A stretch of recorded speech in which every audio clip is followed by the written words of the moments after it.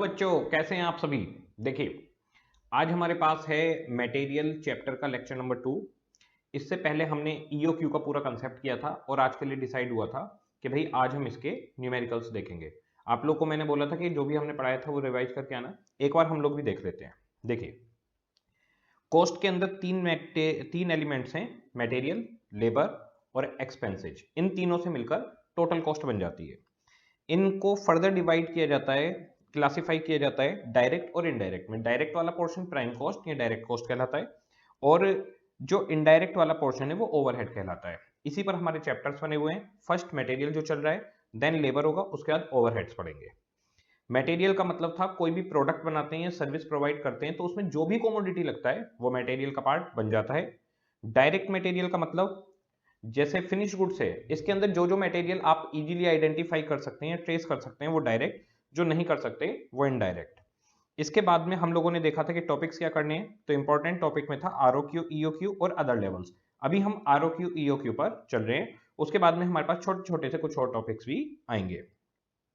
Economic order quantity. Economic order quantity का concept ये था कि हमें सप्लायर से सामान परचेज करना है जिससे हम फैक्ट्री के अंदर रॉ मटेरियल को इशू कर सकें। तो हम एक बार में कितना ऑर्डर साइज रखें, यानी अगर हमें 1 लाख यूनिट्स पूरे साल में चाहिए तो हम 10,000 करके मंगवाएं, 20 करके मंगवाएं, 25 तो हम अपना ऑर्डर साइज क्या मेंटेन करें, वो हमारे सामने क्वेश्चन था। उसका आंसर है हम वो ऑर्डर साइज मेंटेन करेंगे जिस पर हमारी ऑर्डरिंग कॉस्ट और कैरिंग कॉस्ट का टोटल सबसे कम हो।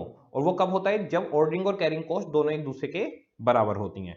तो इकोनॉमिक ऑर्डर क्वांटिटी वो ऑर्डर क्वांटिटी है जिस पर ऑर्डरिंग और कैरिंग कॉस्ट इक्वल हो जाते हैं या जिस पर टोटल ऑर्डरिंग कॉस्ट का और कैरिंग कॉस्ट का सबसे कम आता है। ठीक है, तो इसके लिए हमने सीखा था कि एक तो जो हमारी ऑर्डर क्वांटिटी होती है वो रिपीटेड रहेगी जिसे आरओक्यू बोलेंगे, यानी अगर हमने एक बार 10,000 यूनिट्स का ऑर्डर दिया है तो उसी ऑर्डर को हम पूरे साल रिपीट करेंगे। इसके बाद हमारे पास था ऑर्डरिंग कॉस्ट। ऑर्डरिंग कॉस्ट का मतलब है सप्लायर को हमने फोन किया कि भैया सामान भेज दो, हमारे यहाँ पर सामान आने तक का जो भी खर्चा हो रहा है वो ऑर्डरिंग कॉस्ट में आएगा। इसके अंदर ट्रांजिट इंश्योरेंस, जो ट्रक वाले का किराया भाड़ा है, जो रास्ते में ऑक्ट्राई वगैरह जाएगी, वो सब कवर हो जाएगा। फॉर्मूला बहुत सिंपल था, जितने भी नंबर ऑफ ऑर्डर्स हैं उसे आप कॉस्ट पर ऑर्डर से मल्टीप्लाई कर दीजिए। नंबर ऑफ ऑर्डर निकालने के लिए हमारे पास है ए डिवाइड बाई आरओक्यू। यहां पर ए का मतलब रॉ मटेरियल की जितनी भी रिक्वायरमेंट है पूरे साल की क्वांटिटी में, और ओ का मतलब कॉस्ट पर ऑर्डर। एजम्पशन हमारी ये है कि जो ऑर्डरिंग कॉस्ट है वो फिक्स रहेगी पर ऑर्डर, चाहे क्वांटिटी कितनी भी हो। ये हमारी एजम्पशन थी। इसके बाद हमने इसके एग्जाम्पल देखे थे। एग्जाम्पल के अंदर हमारे सामने एक सिचुएशन आई कि ऑर्डर पॉइंट्स में आ रहे हैं। तो अगर ऑर्डर पॉइंट्स में आ रहे हैं और आप नॉन पीरियड कॉस्ट अप्रोच लेके चलते हैं तो पॉइंट्स में ले सकते हैं। पीरियड कॉस्ट अप्रोच लेकर चलते हैं तो राउंड ऑफ करना चाहिए। तो हम राउंड ऑफ करके चलेंगे क्योंकि most of the suggested answer RTP MTP में आईसीआई ने राउंड ऑफ किया है। नंबर दोनों पर मिलेंगे पर हम दो चीजों को पूरे चैप्टर में कैरी नहीं कर सकते कि कभी ऐसे करें कभी ऐसे करें। तो सिंपल सा तरीका, कोई एक चीज पकड़ो उसे चलो, तो हम इसे लेकर चलेंगे, ये हमारा प्रीफर्ड रहेगा। इसके बाद में हमने देखा था कि जैसे जैसे ऑर्डर साइज हमारा बड़ा होता जाएगा हमारी ऑर्डरिंग कॉस्ट कम होती जाएगी क्योंकि ट्रक के चक्कर हमारे कम लगेंगे। फिर हमारे पास थी कैरिंग कॉस्ट। कैरिंग कॉस्ट का मतलब है कि स्टोर में सामान आ चुका है, अब स्टोर में जो सामान रखा रहेगा तो स्टोर का रेंट है, आपका जो सुपरवाइजर उसकी सैलरी है, इंश्योरेंस है, जो स्टोर में सामान रखा रहेगा, और उसके अलावा जो पैसा हमारा लगा हुआ है मटेरियल के अंदर उसकी अपनी अपॉर्चुनिटी कॉस्ट है।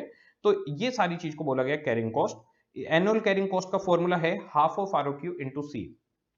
हाफ क्यों लिया गया आरओक्यू का, क्योंकि हमें एवरेज स्टॉक चाहिए। हमने अगर 5,000 यूनिट्स का ऑर्डर दिया तो स्टार्टिंग में 5,000, धीरे धीरे कम होते होते जीरो, फिर 5,000, फिर धीरे धीरे कम होते हुए जीरो। तो हमने ये माना कि भाई जो हमारी अपॉर्चुनिटी कॉस्ट लगेगी या कैरिंग कॉस्ट लगेगी ना वो 5,000 पे ना वो जीरो पे, वो एवरेज इन्वेंट्री लेवल पे लगेगी, इसलिए हमने उसको वन हाफ कर दिया।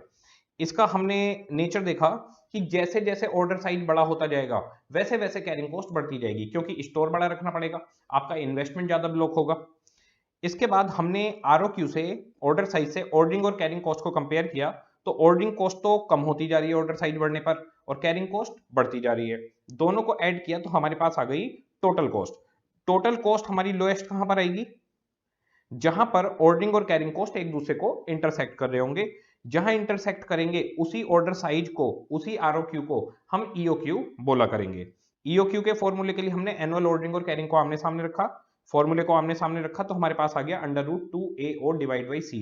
ये ऐसा रिपीटेड ऑर्डर क्वांटिटी होगा जो सबसे ज्यादा इकोनॉमिकल होगा। तो ये ऐसा आरओक्यू है जो सबसे सस्ता है। इसके अलावा जितने भी आरओक्यू हैं वो इससे महंगे ही बैठेंगे ऑर्डरिंग और कैरिंग कॉस्ट की टर्म में। फिर ईओक्यू की हमने डेफिनेशन सीखी।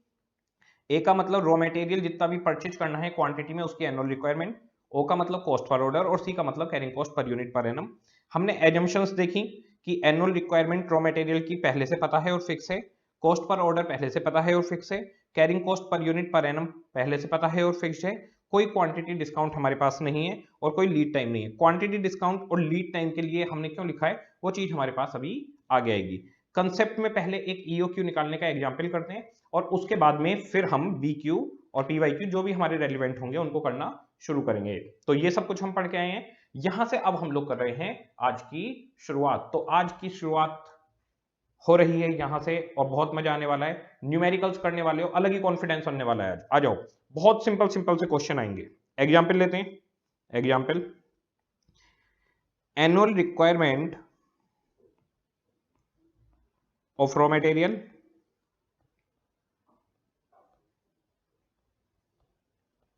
Equals to 2 lakh units.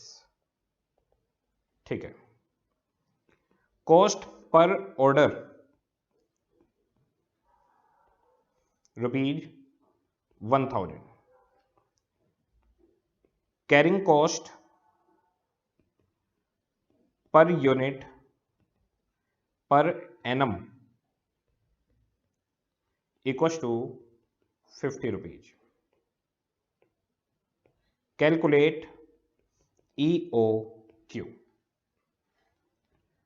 Solution, EOQ का फॉर्मूला रखिए √2AO divide by C। Annual requirement 2 lakh, 1000 rupees, ₹50 √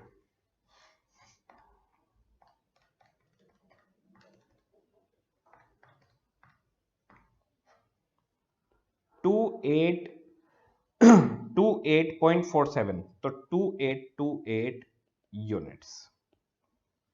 ये हमारे पास EOQ निकल आया। जो हमारे फाइनल आंसर होंगे हम उनको हाईलाइट करने के लिए कि हमारे फाइनल आंसर हैं, इनको एनसर्किल कर देंगे यानी डिब्बे में बंद कर देंगे। और डिब्बे में बंद करना इसलिए जरूरी है, बताओ आपने आंसर लिखा और कॉपी में से आंसर भाग गया तो क्या करेंगे, इसलिए डिब्बे में बंद कर दो उसको, आंसर कहीं भागना नहीं चाहिए। और जो इसका मेन ऑब्जेक्टिव है वो ये है कि एग्जामिनर को हमारे को अपने फाइनल आंसर हाईलाइट करने होते हैं, तो उसको मेन आंसर से मतलब होता है। कई बार क्या होता है, मेन आंसर देख के नंबर देके आगे बढ़ जाते हैं, पूरा क्वेश्चन नहीं देखते, और अगर मेन आंसर नहीं मिलता तो कंफ्यूज भी होते हैं। तो हमें एग्जामिनर के लिए आसानी क्रिएट करनी है कि भैया ये रहा हमारा मेन आंसर, तो वो एनसर्किल कर देंगे तो अलग से ही नजर आ जाता है। देखिए मैं इसको छोटा सा करता हूँ, ये देखिए यहां पर है। अब जरा देखना, डिब्बे में बंद बंद चीजें अलग नजर आएंगी। जैसे यहां पर 1,50,035 बिल्कुल अलग दिख रहा है, कैलकुलेशन वैल्कुलेशन कुछ नहीं, फाइनल आंसर साफ नजर आ रहे हैं। ऐसे ही यहां पर आपका ये देखिए डिब्बा बंद अलग ही दिखेंगे आपको, जितने भी डिब्बा बंद हैं वो सब अलग दिखेंगे, तो वो हाईलाइट हो जाते हैं। तो हमारे को ये हाईलाइट करना होता है जिससे एग्जामिनर एक ही बार में देख के सीधे नंबर दे दे। ठीक है, हमारे यहां तक का काम हो गया, एक हमने एग्जाम्पल ले लिया। अब हम जो आपका दूसरा वाला रजिस्टर है प्रैक्टिकल बुक, उस पर पहुंचेंगे। यहां पर सबसे पहले लिखिएगा BQ1। हम सबसे पहले क्वेश्चन को सोल्व करने जा रहे हैं, सीक्वेंस में करेंगे। कहीं कोई क्वेश्चन अगर टेढ़ा मेढ़ा होगा या कुछ घुमा फिरा के होगा या उसका कंसेप्ट थोड़ा अलग है तो उसको मैं बीच में से हटा के फिर अलग तरीके से करवाऊंगा। आ जाइए, ये हमारे पास आ गई बुक। सबसे पहले हम लोग को करना है BQ1। आराम से क्वेश्चन पढ़ते हैं। क्वेश्चन पढ़ने में किसी भी तरीके की कोई भी जल्दबाजी नहीं करेंगे। मोस्ट ऑफ द टाइम पता है क्या होता है, हम लोग क्या करते हैं, क्वेश्चन को अफरा तफरी में करते हैं। मुझे बताओ क्वेश्चन पे पढ़ने में ज्यादा टाइम लगना है या आंसर में? आंसर तो आपके 10 मिनट्स 15 मिनट्स कितने भी लेकर जाएगा। होता क्या है कि 10 मिनट्स 15 मिनट जब हम आंसर को दे देते हैं तब हमें ध्यान आता है अरे क्वेश्चन में ये लाइन लिखी थी, हमारा तो पूरा आंसर गलत हो गया, और पूरा का पूरा काटना पड़ता है। हर बच्चे के साथ ऐसी सिचुएशन कभी ना कभी हुई होगी कि पूरा सॉल्यूशन बनाने के बाद में उसको पता चला हो कि यहाँ पर हमसे मिस्टेक हो गई है। मिस्टेक होने का रीजन क्या होता है, क्वेश्चन को ध्यान से ना पढ़ना। कोई ना कोई लाइन, कोई ना कोई बात स्किप हो गई होती है। तो एक अपनी नेचर बनाइए कि क्वेश्चन को बहुत ध्यान से पढ़ना है, जल्दबाजी नहीं करनी, उसकी सब चीजों का मतलब हमें समझ में आना चाहिए, फिर बहुत आसान हो जाएगा, एकदम आसान। देखिए, find out the economic order quantity from the following information, also state the number of orders to be placed in a year. यानी हमारे पास रिक्वायरमेंट है ईओक्यू और पूरे साल में कितने नंबर ऑफ ऑर्डर्स देंगे, ये हमारे पास दो रिक्वायरमेंट है। अब हम इनका सॉल्यूशन दे पाएंगे ना, जब क्वेश्चन ध्यान से पढ़ेंगे तभी तो सॉल्यूशन दे पाएंगे। एक बात बताओ, एक लड़का है, वो एक लड़की को कभी फूल ले जाकर दे रहा है, कभी चॉकलेट ले जाकर दे रहा है, कभी जूस पिला रहा है, कभी कोई बात बता रहा है, लेकिन काम नहीं बन पा रहा। बताइए रीजन क्या है? रीजन ये है कि वो सॉल्यूशन लिखने में लगा पड़ा है अलग अलग तरीके के, ऑल्टरनेटिव 1, ऑल्टरनेटिव 2, ऑल्टरनेटिव 3। पहले आपको ये समझना होगा कि सामने वाला चाहता क्या है। अब एक दूसरा लड़का, उसने सीधे पूछा कि कॉफी पर चलोगी, वो बोली यस, कॉफी मुझे बहुत पसंद है, चलो चलते हैं। अब लड़का मुंह देखता रह गया कि मैंने तो 100 तरीके के काम करे, वो एक ही बार में पूछ के लेके। तो बेटा पहले पता करना उसे पसंद क्या है, तो पहले ये जानो कि सामने वाले को चाहिए क्या, फिर अपना आंसर लिखना शुरू करो। ऐसे ही यहां पर पहले ये जानो क्वेश्चन को क्या चाहिए, फिर आंसर लिखो, वन शॉट सक्सेस मिलेगी फिर। ठीक है, आइए अप्लाई करना है इसको दूसरी जगह पर भी, जो मैंने बात बताई है, फायदा मिलेगा जी। Consumption of raw material per annum 10 lakh kilogram. Okay, order placing cost per order 50 rupees, cost per KG of raw material 2 rupees, storage cost 8% of average inventory. देखो 10,000 किलोग्राम हो गया A, 50 rupees per order, cost ये हो गई ओ, cost per KG है 2 रुपए और storage cost है 8%। तो इसका मतलब 2 रुपए की चीज है और 8% उस पर हमारा इंटरेस्ट लगेगा। तो सी हो गया 2 रुपीज का 8%, 16 पैसे, 16 पैसे। ओके, अच्छा 8% के आगे लिखा हुआ है ऑफ एवरेज इन्वेंट्री। बताए क्यों लिखा हुआ है? ऑफ एवरेज इन्वेंट्री का मतलब है कि हमारे पास जो स्टॉक आएगा वो पहले 10,000 रहेगा, फिर जीरो हो जाएगा, फिर 10,000, फिर जीरो। तो ऑन एन एवरेज हमारे पास कितना रहेगा, 1/2 जो हम लगाते रहे। अच्छा, ये लाइन कई बार क्वेश्चंस में नहीं लिखी होगी, नहीं लिखी होगी तो भी उसका मतलब यही है कि एवरेज इन्वेंट्री ही है। तो ये लाइन लिखी हो या ना लिखी हो, कैरिंग कॉस्ट हमेशा जब आप निकालते हैं 1/2 ROQ इंटू सी, तो वहां पर 1/2 ही लगेगा, एवरेज इन्वेंट्री ही होगा। ठीक है जी, ये हमारे पास आ गया, ए आ गया, ओ आ गया, सी आ गया। अब हमें निकालना है ईओक्यू। ईओक्यू निकालते हैं, दो क्वेश्चन की दो रिक्वायरमेंट है, तो मैं इसको कर देता हूं पॉइंट नंबर ए।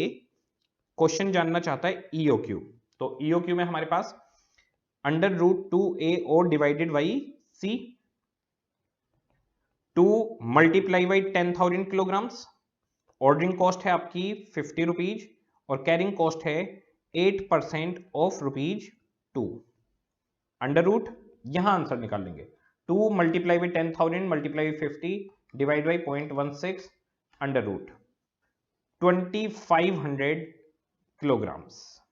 ओके, ये हमारे पास रिक्वायरमेंट नंबर ए आ गई। रिक्वायरमेंट नंबर बी,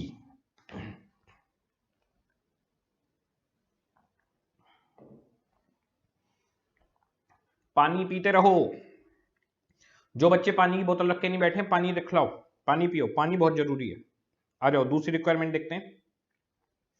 दूसरी रिक्वायरमेंट है number of order to be placed in a year. Number of orders, number of orders. बताइए नंबर ऑफ ऑर्डर्स के लिए सिंपल सा तरीका क्या लिख सकते हैं? एक तो पूरा नाम लिख सकते हो, annual requirement of raw material divided by ROQ, और दूसरा लिख सकते हो A divided by ROQ। Famous formula है A डिवाइड बाई ROQ। यहां पर क्योंकि EOQ निकाल रहे हो तो EOQ भी लिख सकते हो। अब बच्चे पूछते हैं कि सर क्या EOQ ही लिखना जरूरी है या ROQ भी लिख सकते हैं? तो मैं आपको बता दूं, EOQ अपने आप में खुद ROQ है एक, बस वो ऐसा ROQ है जहां पर ऑर्डरिंग और कैरिंग कॉस्ट मैच हो जाते हैं। तो इस जगह पे आप EOQ लिखो या ROQ लिखो, कोई फर्क नहीं पड़ने वाला। ठीक है जी, तो हमारे पास कैलकुलेशन, एनुअल रिक्वायरमेंट है 10 लाख किलोग्राम्स, आपका EOQ आया 2500 किलोग्राम्स, नंबर ऑफ ऑर्डर्स 4। बच्चे कहते हैं अगर सर मैंने यहां पर EOQ लिख दिया तो कोई फर्क नहीं पड़ता, दोनों पर पूरे नंबर है, कोई भी इशू नहीं है, एक ही बात है। पहला क्वेश्चन खत्म। सर ये तो बहुत सिंपल क्वेश्चन था, ये बेस बिल्डिंग के लिए होगा क्वेश्चन, और इसका मतलब ये क्वेश्चन ऐसे आसान सा है तो आगे तो और भारी भारी क्वेश्चन आएंगे। तो बेटा मैं आपको बता दूं कि ये जो आपने क्वेश्चन अभी किया है ये एग्जाम में 5 नंबर का आएगा। नहीं सर आप झूठ बोल रहे हो, ये झूठी बातें मत करो सर, हमारा मन मत बहलाओ ऐसे ऐसे झूठी झूठी बात बोल के। इसमें क्या था, इसमें तो कुछ था ही नहीं बेटा। इसमें कुछ इसलिए नहीं था क्योंकि एक पूरी क्लास दी है इस फॉर्मूले को समझाने में, होगा कैसे अब कुछ इसमें बचा क्या है। तो सर क्या ये 5 नंबर में आ जाएगा? यस बेटा। ये क्वेश्चन सर कहां से है ये बता दो मेरे को, मैं तब मानूंगा। बेटा ये स्टडी मटेरियल का क्वेश्चन है, आईसीआई के स्टडी मटेरियल का क्वेश्चन है, 5 मार्क्स का एग्जाम में आएगा। यानी आप समझ रहे हैं कि अगर हमने एक कंसेप्ट को प्रॉपर वे में पढ़ लिया तो उसके क्वेश्चन कितने आसान होने वाले हैं। यस, धीरे धीरे आपको ये बात समझ में आनी शुरू होगी कि ये कितना आसान होने वाला है। आ जाइए question number 2, compute EOQ and total cost. देखो यहां क्या लिखा है, यहां total ordering cost and carrying cost नहीं लिखा, ध्यान दीजिए, टोटल ऑर्डरिंग और कैरिंग कॉस्ट नहीं, टोटल कॉस्ट। तो टोटल कॉस्ट में आपका क्या क्या खर्चा आता है वो मैं आपको बताता हूं। टोटल कॉस्ट में आता है हमारा एक तो मटेरियल को परचेज करने का खर्चा, दूसरा उसको लाने का खर्चा, तीसरा उसको होल्ड करने का खर्चा, ये होती है हमारी टोटल कॉस्ट। तो टोटल कॉस्ट का मतलब है मटेरियल कितने में परचेज किया, उसको लाने में यानी ऑर्डरिंग कॉस्ट का कितना लगा, उसको होल्ड करने का कितना खर्चा हुआ यानी carrying cost. It is called as total cost. Okay, अब हमें एक तो EOQ निकालना है और दूसरा टोटल कॉस्ट निकालनी है। पढ़ते हैं। एनुअल डिमांड 5000 यूनिट्स है, तो पूरे साल में हमें 5000 यूनिट्स चाहिए। यूनिट प्राइस 20 रुपीज है, ये कैरिंग कॉस्ट निकालने के काम आएगा। इसका मतलब एक यूनिट में हमारे 20 रुपीज इन्वेस्ट हो जाते हैं, ब्लॉक हो जाते हैं। ऑर्डर कॉस्ट 16 रुपीज है, एक ऑर्डर की खर्चा 16 रुपीज आपका आएगा। Okay sir. Storage rate 2% per annum, interest rate 12% per annum, ऑब्सिलेंस rate 6% per annum. ये तीनों के तीनों कैरिंग कॉस्ट हैं, स्टोरेज, इंटरेस्ट, ऑब्सिलेंस। इस मैंने आपको कहा था यही 3 नाम लिखे मिलेंगे, तो स्टोरेज, इंटरेस्ट और ऑब्सिलेंस तीनों का जोड़ लो, 2, 12 और 6, ये हो गया C इक्वल टू 20% ऑफ। अब जरा देखिए एक यूनिट कितने रुपए की है, एक यूनिट है सर 20 रुपीज की, तो कैरिंग कॉस्ट हो गई आपकी 4 रुपीज। समझ रहे हैं, बहुत सिंपल।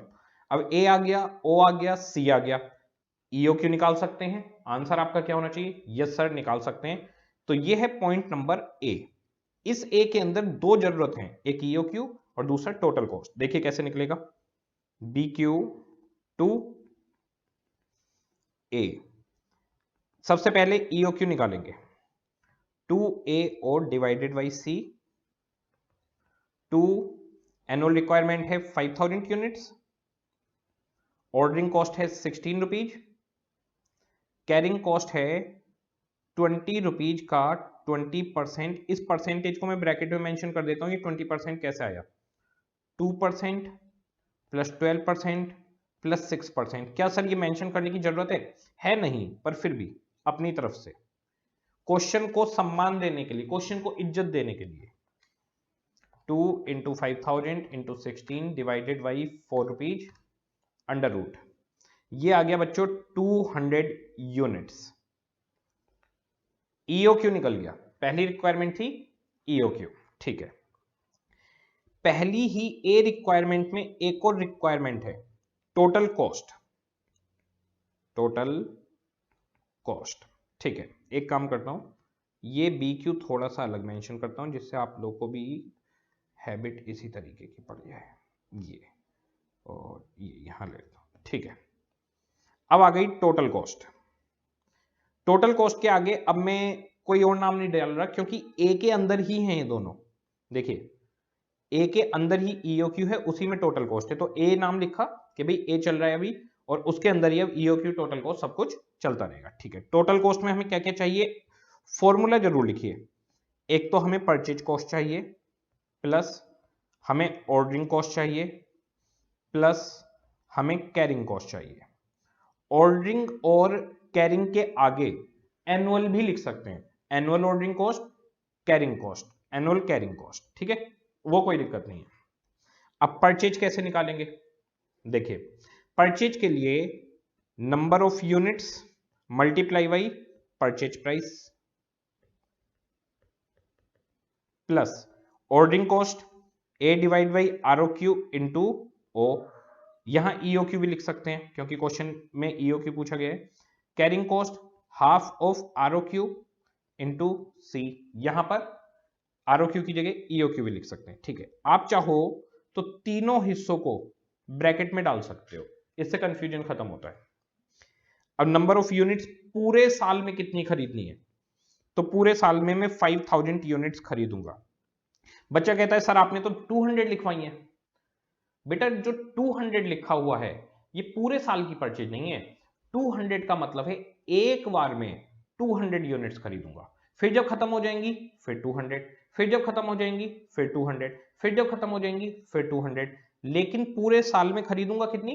5000 यूनिट्स। पूरे साल की परचेज 5000 यूनिट्स है, 200 करके परचेज करूंगा। ओके, 5000 यूनिट और प्राइस है 20 rupees plus annual requirement 5000 unit, EOQ आपका आ गया 200, तो नंबर ऑफ ऑर्डर हो गए आपके 25।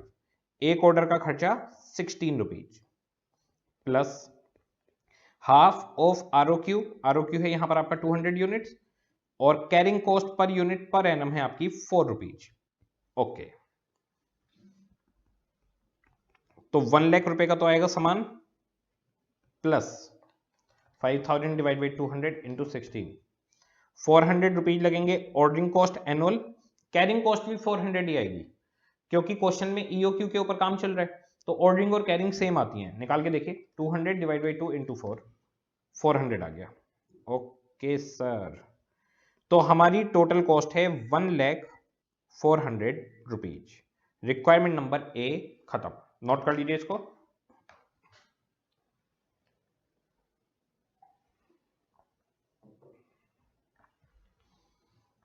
रिक्वायरमेंट नंबर ए खत्म। बहुत सिंपल है, बहुत आसान है।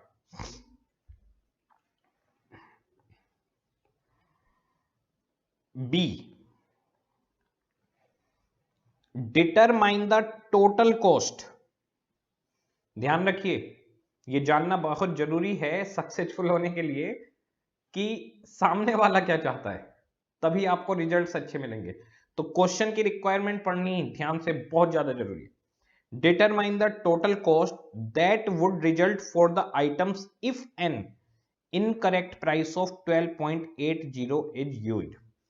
अभी यहां पर प्राइस है 20, अगर उसकी जगह 12.80 लिया जाए तो टोटल कॉस्ट कितनी आएगी? ठीक है जी, प्राइस बदलना है आपको, उसमें देखना है। तो requirement number B, total cost equal to, आपने ऊपर टोटल कॉस्ट का फॉर्मूला लिखा हुआ है तो दोबारा से फॉर्मूला लिखने की जरूरत नहीं है। एक बार फॉर्मूला लिख दिया तो बात खत्म, पर फिर भी हम लोग मेन नाम तो लिख ही देते हैं।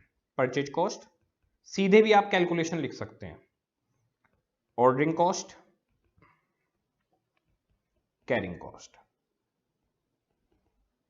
ओके, अब देखिए परचेज कॉस्ट कितनी आएगी, 5000 यूनिट्स, और अब प्राइस हो गया रुपीज 12.80 प्लस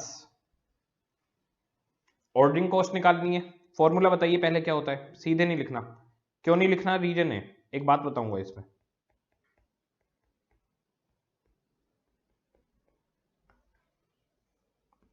ये तो निकल गया 5000 इंटू 12.8,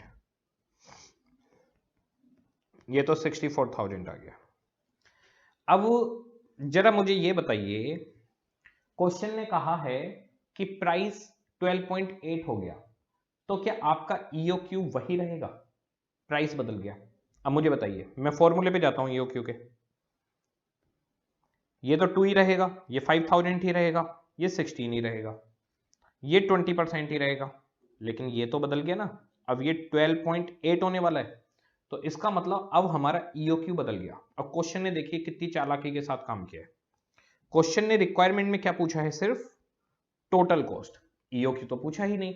अब मुझे बताइए कि ईओक्यू इन्होंने नहीं पूछा तो बच्चा एग्जाम में क्या गलती कर सकता है? अब बच्चा पता है क्या कर सकता है गलती? बच्चा गलती ये कर सकता है कि ऑर्डरिंग और कैरिंग कॉस्ट को एज इट इज ले ले, उसके नंबर कट जाएंगे।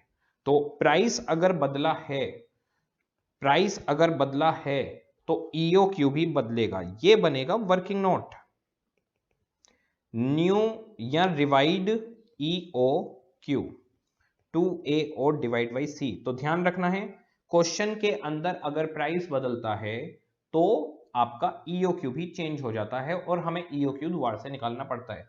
सर इस चीज की आदत हमें कैसे पड़ेगी, हमें कैसे ध्यान रहेगा? क्वेश्चन है ना बेटा, 20-25 क्वेश्चन है, आ जाएगा, बहुत सिंपल है। 2 इंटू 5000 इंटू 16 डिवाइडेड बाई 12.80 का 20% लेना है। 12.80 का 20% हुआ 2.56 रुपीज। पहले हमारी कैरिंग कॉस्ट 4 रुपीज थी, अब 2.56 है। Okay, 2 into 5000 into 16 divide by 12 divide by 2.56 under root 250 units. अब मैं इसको डिब्बे में बंद नहीं कर रहा, रीजन ये हमारी मेन रिक्वायरमेंट नहीं है, हमारी मेन रिक्वायरमेंट है टोटल कॉस्ट। ईओक्यू तो वर्किंग नोट है, तो वर्किंग नोट को डिब्बे में बंद नहीं करेंगे, वो हमें हाईलाइट नहीं करने होते, हमें अपने मेन आंसर हाईलाइट करने होते हैं। वर्किंग नोट तो एग्जामिनर को अगर कहीं पे देखना होगा तो देख लेंगे, नहीं देखना होगा तो स्किप करके चले जाएंगे, हमें तो बनाना ही पड़ेगा कैलकुलेशन के लिए, हम कैलकुलेटर पे कैलकुलेशन नहीं कर सकते। अच्छा, बच्चा पूछता है सर क्या हम इसका ईओक्यू कैलकुलेटर पे निकाल के देख सकते हैं? ना, कोई भी कैलकुलेशन जो नई कैलकुलेशन होगी, अगर क्वेश्चन की रिक्वायरमेंट नहीं है तो वर्किंग नोट ही बनाना पड़ेगा, अदरवाइज नंबर कट सकते हैं आपके। जी, एनुअल रिक्वायरमेंट आपकी 5000, नया आरओक्यू हो गया आपका 250, 16 rupees plus half of ROQ into C,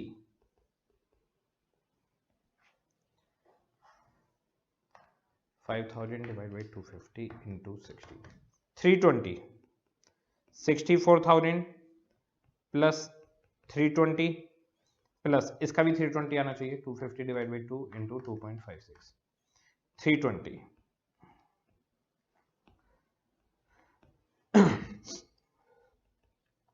64,640 rupees. बहुत सिंपल, बहुत आसान। स्टडी मटेरियल के क्वेश्चन चल रहे हैं ये सभी। सर ये तो बहुत आसान आसान चल रहा है, सर कॉस्टिंग तो बहुत आसान आसान है, कॉस्टिंग में तो हमारे कितने नंबर आएंगे? हमारे पूरे पूरे 60-80 नंबर आ जाएंगे। छोटा बच्चा, बहुत छोटा बच्चा अगर क्लास में बैठ जाए ना, ये क्लास ना आप अगर सेकंड या थर्ड क्लास के बच्चे को दिखाओगे ना, वो भी कहेगा कि सीए के अंदर कॉस्टिंग सबसे आसान पेपर है, वो भी निकाल देगा इस क्वेश्चन को। बस उसको अंडर रूट वाला आपको बटन समझाना पड़ेगा कि अंडर रूट का बटन दबाना होता है, बाकी वो पूरा समझ जाएगा। जी आ जाइए, BQ3, the demand for a certain product is random. जी ओके, यानी उसकी डिमांड का कुछ पता नहीं चल रहा, कभी ज्यादा होती है कभी कम होती है। Okay, it has been estimated that the monthly demand of a product has a normal distribution with a mean of 390 units. Okay, देखिए मीन का मतलब होता है एवरेज, मीन मॉड मीडियम, तो इसका मतलब होता है एवरेज, तो एवरेज इन्होंने निकाल दिया। ओके, किस चीज का एवरेज है? Estimated that monthly demand, 1 month की demand on an average 390 units है। क्या आप एनुअल बता सकते हो? एनुअल हो गई 390 यूनिट्स इंटू 12, तो हमें पूरे ईयर का चाहिए होता है, पूरे 1 ईयर की डिमांड चाहिए होगी। ठीक है जी, आ गई, तो मटेरियल की रिक्वायरमेंट आ जाएगी जी, इतनी है 390 इंटू 12, 4680 एनुअल आ गया हमारे पास। The unit price of product is ₹25, ordering cost 40, ये तो आ गया ओ। यूनिट प्राइस किस काम आएगा? कैरिंग कॉस्ट निकालने के। Inventory carrying cost is estimated 35% per year, तो 35% ऑफ ₹25, 25 की एक यूनिट है, तो 25 इंटू 35% हो गया 8.75, ये हमारे पास हो गया सी। तो ए ओ सी तीनों है। कह रहे you are required to calculate EOQ. और जी एलओ अभी निकाल देते हैं 1 मिनट में। EOQ equals to 2AO divide by C under root 2 A के लिए क्या लिखना है 390 यूनिट्स इंटू 12। ऑर्डरिंग कॉस्ट कितनी है आपकी? ऑर्डरिंग कॉस्ट है आपकी 40 rupees. Carrying cost 35% of 25 rupees equals to 8.752 into 390 into 12 into 40 divide by 8.75 206.85। तो 207 यूनिट्स लिखकर खत्म कर सकते हैं। काम खत्म। बहुत आसान चल रहा है, बहुत सिंपल। देखिए कोई दिक्कत अभी तक यहां पर? एकदम सिंपल है। ओके आ जाइए BQ4। BQ4 annual consumption of raw material 10,500 units. Okay opening stock of raw material company wants to maintain closing stock. Opening stock और क्लोजिंग स्टॉक दे दिया, यहां पर कंजम्पशन दे दी। अगर क्वेश्चन ओपनिंग क्लोजिंग स्टॉक ना देता, बताता हूं, अगर क्वेश्चन ओपनिंग क्लोजिंग स्टॉक ना देता तो देखते हैं। एनुअल कंजम्पशन दे दी, ए आ गया। ऑर्डरिंग कॉस्ट दे दी, ओ आ गया। परचेज प्राइस है 200, कैरिंग कॉस्ट है 10%, सी आ गया 20 रुपीज। 200 का 10%, ए आ गया, ओ आ गया, सी आ गया। ऐसा चल रहा था। अब क्वेश्चन ने ओपनिंग क्लोजिंग स्टॉक और दे दिया। अब देखिए क्या होगा। सबसे पहले ए का मतलब क्या था? ए का मतलब था annual requirement of raw material to be purchase. Meaning of A annual requirement of raw material to be purchase. तो रॉ मटेरियल परचेज कितना करना है हमें ये देखना है। यहां तो कंजम्पशन दी हुई है, ओपनिंग क्लोजिंग स्टॉक नहीं होता तो कोई दिमाग नहीं लगाना था। जितनी कंजम्पशन है उतना ही परचेज करेंगे। 10,500 यूनिट लगनी है, उतना ही परचेज कर लेंगे। लेकिन अब ओपनिंग क्लोजिंग स्टॉक दिया है तो ऐसी सिचुएशन में हमें क्या करना होता है? ऐसी सिचुएशन में हमें परचेज निकालनी पड़ेगी। तो EOQ equals to under root 2AO divide by C।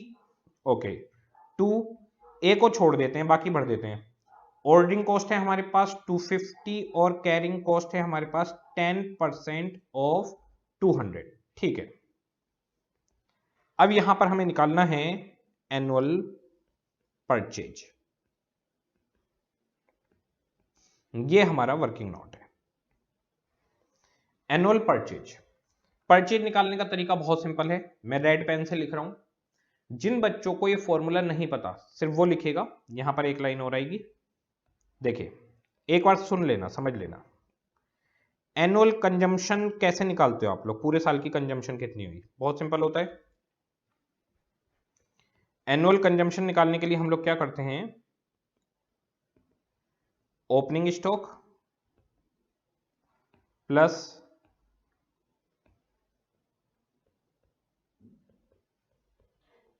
Annual purchase minus closing stock. यही होता है opening stock purchase minus closing stock equals to raw material consumed. तो रॉ मटेरियल कंज्यूम्ड का फॉर्मूला ये है। अब मुझे बताइए परचेज का फॉर्मूला क्या होगा? अब मुझे इसका फॉर्मूला चाहिए। एनुअल परचेज मैंने सामने रख दी, सब कुछ सामने उठाकर ले जाओ। एनुअल कंजम्पशन, एनुअल कंजम्पशन, देखो यहां पर क्लोजिंग स्टॉक माइनस में है तो सामने जाकर प्लस में हो जाएगा। Plus closing stock minus opening stock. वैसे सभी बच्चों को पता है ये।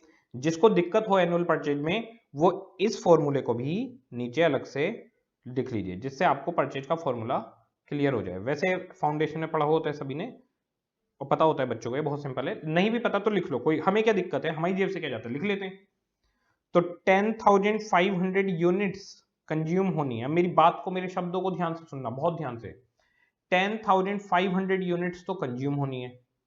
क्लोजिंग स्टॉक कितना चाहिए? देखो 500 यूनिट्स मुझे क्लोजिंग स्टॉक भी चाहिए। इट मींस 10,500 तो वो हैं जो कंजम्पशन में आ जाएंगी, जिनसे फिनिश प्रोडक्ट बनके तैयार हो जाएगा। ठीक है, 500 यूनिट्स रॉ मटेरियल की मुझे स्टॉक में चाहिए। इसका मतलब मेरे को टोटल 11,000 की जरूरत है। 10,500 कंजम्पशन के लिए और 500 क्लोजिंग स्टॉक के लिए। मुझे 11,000 यूनिट्स की जरूरत है, जिसमें से 1,000 यूनिट्स मेरे पास हैं ओपनिंग स्टॉक। तो मुझे खरीदना कितना पड़ेगा? आपको सिर्फ 10,000 यूनिट्स परचेज करनी पड़ेंगी। तो हमारा ए आ गया 10,000 यूनिट्स। परचेज कितना करना है? 2 into 10,000 into 250 divide by 20 under root 500 units हमारा EOQ आ गया। ओके, बहुत ही सिंपल, बहुत ही आसान। BQ5 हमारा 2 मटेरियल का है, तो अभी हम सिंगल मटेरियल को लेके चल रहे हैं, तो 2 में दिमाग नहीं लगा रहे, 2 को अभी बाद में देखेंगे। BQ6 आ जाइए, BQ6 देखते हैं।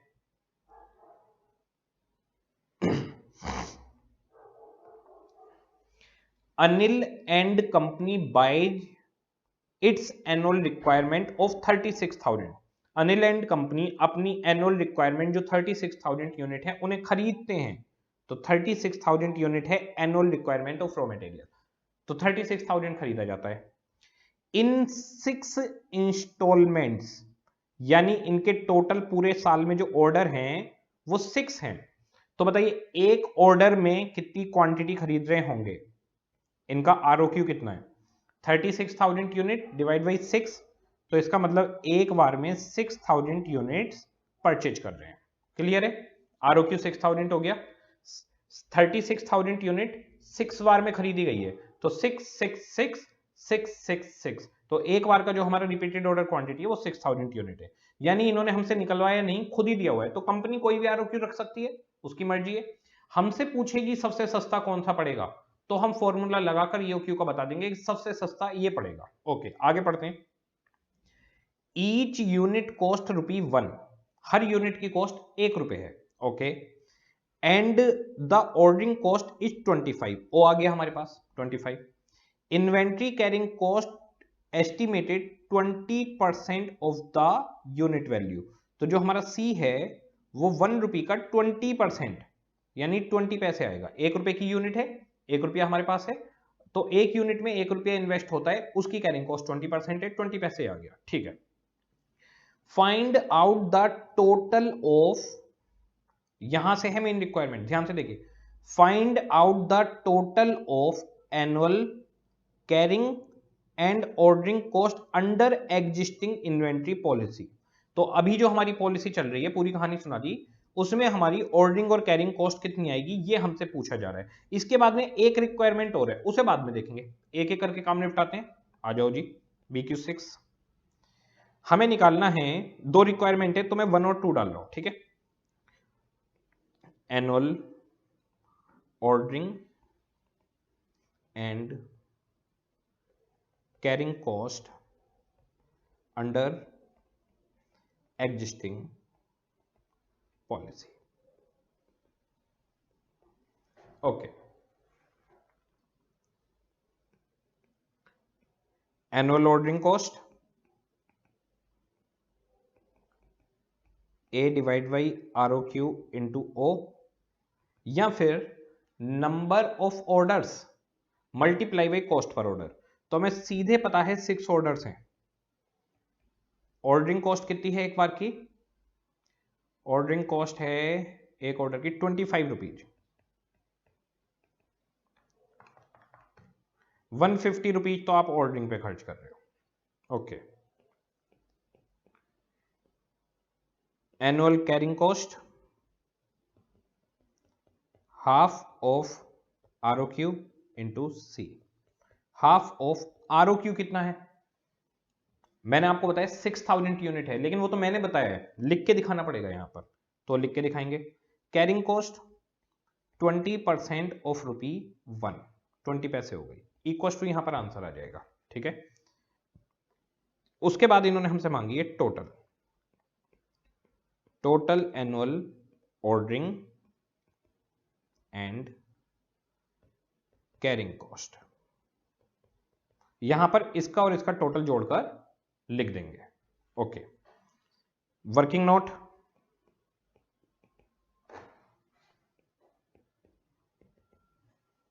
मुझे चाहिए ROQ, ROQ under existing policy. ROQ निकालने का फॉर्मूला बताइए। बहुत ही सिंपल है, बहुत ही सिंपल। आप एनुअल रिक्वायरमेंट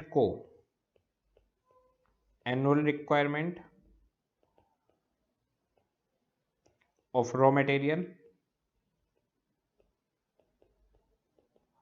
डिवाइडेड बाई कितने नंबर ऑफ ऑर्डर्स में मंगवाते हो, नंबर ऑफ ऑर्डर्स, यहां पर उसी का नाम है इंस्टॉलमेंट्स। इन्होंने लिखा था कि हम 6 इंस्टॉलमेंट्स में सामान को मंगवाते हैं। ओके, तो आपकी एनुअल रिक्वायरमेंट 36,000 यूनिट्स है, 6 ऑर्डर्स में आप मंगवाते हो, तो इसका मतलब एक बार में 6,000 यूनिट्स आप मंगवाते हो। तो ROQ आपका आएगा 6,000।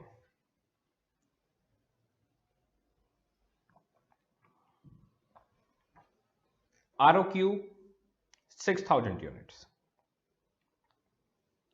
अब बताइए, हाफ ऑफ ROQ चाहिए था, 6,000 आ गया, 6,000 डिवाइड बाई 2 इंटू 0.2, 600 रुपीज आ गया। ऑर्डरिंग कॉस्ट आ गई 150, कैरिंग कॉस्ट आ गई 600। क्वेश्चन की रिक्वायरमेंट थी टोटल कॉस्ट 150 और 600, 750 रुपीज हमारी टोटल एनुअल ऑर्डरिंग और कैरिंग कॉस्ट आ गई। ठीक है जी, इसमें कोई डाउट वाली बात नहीं है, बहुत सिंपल है, आराम से नोट कर लिए, बहुत आसान है, एकदम सिंपल चल रहा है पीछे। ठीक है,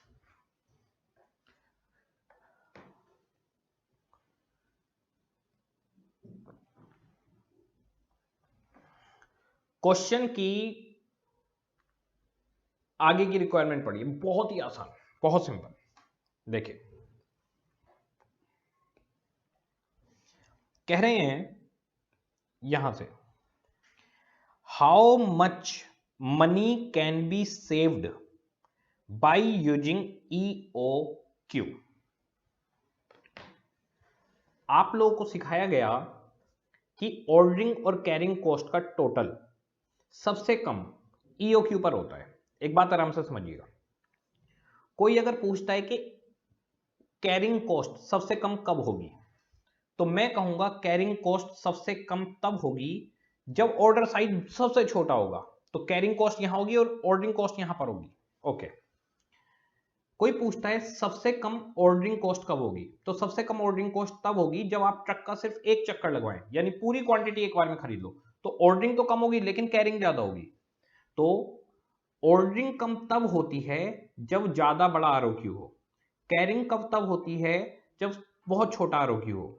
ठीक है, EOQ पर ना तो कैरिंग कॉस्ट कम है ना ऑर्डरिंग कॉस्ट कम है, कोई एक स्पेसिफिक आइटम कम नहीं है कि ऑर्डरिंग कॉस्ट बहुत कम होती है, कैरिंग कॉस्ट बहुत कम होती है। कैरिंग तो तब कम होगी जब ऑर्डर साइज छोटा होगा, ऑर्डरिंग तब कम होगी जब ऑर्डर साइज बड़ा होगा। EOQ पर ये दोनों का टोटल वो जो टोटल आंसर आएगा वो सबसे सस्ता होगा। अच्छा सर, ठीक है, तो हमें पता है कि EOQ सबसे सस्ता होता है। ये इनका जो मैनेजमेंट है कंपनी का, देखिए उसने क्या डिसाइड किया हुआ है, कंपनी के मैनेजमेंट ने डिसाइड किया हुआ है कि एक बार में 6,000 यूनिट्स हम मंगवाएंगे। ठीक है, अब बताइए, अगर ये EOQ फॉलो नहीं कर रहे हैं, अगर ये EOQ फॉलो नहीं कर रहे हैं, तो इनकी ऑर्डरिंग और कैरिंग कॉस्ट का टोटल ज्यादा आ रहा होगा, इनकी ऑर्डरिंग और कैरिंग कॉस्ट का टोटल ज्यादा आ रहा होगा, क्योंकि सबसे सस्ता EOQ पे ही पड़ने वाला है। अब ये कह रहे हैं कि आप ये बताओ, how much money can be saved by using EOQ model. EOQ अगर अप्लाई करें तो कितने पैसे बचा सकते हैं। अब EOQ अप्लाई करें तो कितने पैसे बचा सकते हैं, इसके लिए आपको पहले निकालना पड़ेगा EOQ, फिर निकालनी पड़ेगी EOQ पर ऑर्डरिंग कॉस्ट, फिर निकालनी पड़ेगी EOQ पर कैरिंग कॉस्ट, फिर आपको देखना होगा कि EOQ पर ऑर्डरिंग और कैरिंग कितनी आ रही है और इनकी ऑर्डरिंग और कैरिंग कितनी आ रही है। इनकी 750 आ रही है, अब EOQ पे देखना पड़ेगा कि उस पर कितनी आ रही है, तब आंसर आएगा। देखिए, ये हुई इसकी रिक्वायरमेंट नंबर 2। देखिए, लिखेंगे क्या, इन्होंने पूछा है how much money can be saved, saving in cost by using EOQ. EOQ लगाकर कितने पैसे बचा सकते हैं, बहुत सिंपल होता है। Saving equals to total annual ordering and carrying cost under existing policy. Existing policy में ऑर्डरिंग और कैरिंग कितनी है, minus total annual ordering and carrying cost under EOQ policy. EOQ के अंडर में कितना पैसा आएगा, तो इनका कितना आ रहा है अभी 750 आ रहा है। ईओक्यू पर और पता चल जाए, यहां पर मेरे पास फाइनल आंसर आ जाएगा। बात समझ रहे हैं, आराम से समझिएगा। ऑर्डरिंग और कैरिंग कॉस्ट अभी 750 आ रही है टोटल, ईओक्यू पर कितनी आएगी वो पता चल जाए तो हम बता देंगे कि मैनेजमेंट अगर ईओक्यू फॉलो करे तो वो इतने पैसे बचा सकता है। अब हमारे पास आएगा वर्किंग नोट।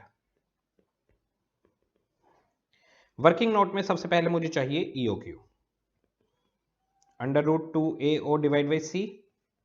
2 बताइए annual requirement 36,000 unit, cost per order 40 rupees, 25 rupees, cost per order 25 rupees, carrying cost 1 rupee का 20% यानी 20 पैसे। ईओक्यू निकाल लीजिए, 2 into 36,000 into 25 divide by 0.2 under root 3,000 units. इन्हें एक बार में 3,000 यूनिट्स का ऑर्डर देना चाहिए, लेकिन ये लोग एक बार में ऑर्डर दे कितना रहे हैं 6,000 यूनिट का। तो बताइए क्या सही कर रहे हैं या गलत कर रहे हैं, ऑब्वियसली गलत कर रहे हैं। ईओक्यू पर सबसे सस्ता पड़ता है। अगर हमसे पूछो तो हम बताएंगे भाई 3,000 यूनिट्स का ऑर्डर दो। अच्छा, अगर किसी ने 3,000 यूनिट्स का ऑर्डर नहीं दिया, वो 6,000 यूनिट फॉलो कर रहा है, जैसे ये मैनेजमेंट 6,000 यूनिट फॉलो कर रहा है, तो क्या नुकसान होगा, बहुत सिंपल सा नुकसान है। अब आपकी जो टोटल ऑर्डरिंग और कैरिंग कॉस्ट आएगी वो कंपैरेटिवली ज्यादा आ रही होगी, यानी आप ज्यादा पैसे खर्च कर रहे हैं। अच्छा, ऐसे कैसे बताओ, अब देखिए total annual ordering and carrying cost at EOQ equals to A divided by EOQ multiply by O plus half of EOQ multiply by C। आप ROQ भी लिख सकते हैं, यहां पर भी EOQ की जगह ROQ भी लिख सकते हैं, कोई दिक्कत नहीं है। एनुअल रिक्वायरमेंट 36,000, आपका जो नया कैलकुलेटिव आइटम है EOQ वो 3,000 है, ordering cost 25 plus half of 3,000 into 20 पैसे। चेक करिए कितना आ रहा है, 36,000 डिवाइड बाई 3,000 इंटू 25। 300 तो ऑर्डरिंग कॉस्ट आ रही है, 300 कैरिंग कॉस्ट आ रही है, टोटल मेरा खर्चा 600 आ रहा है, टोटल मेरा खर्चा 600 आ रहा है।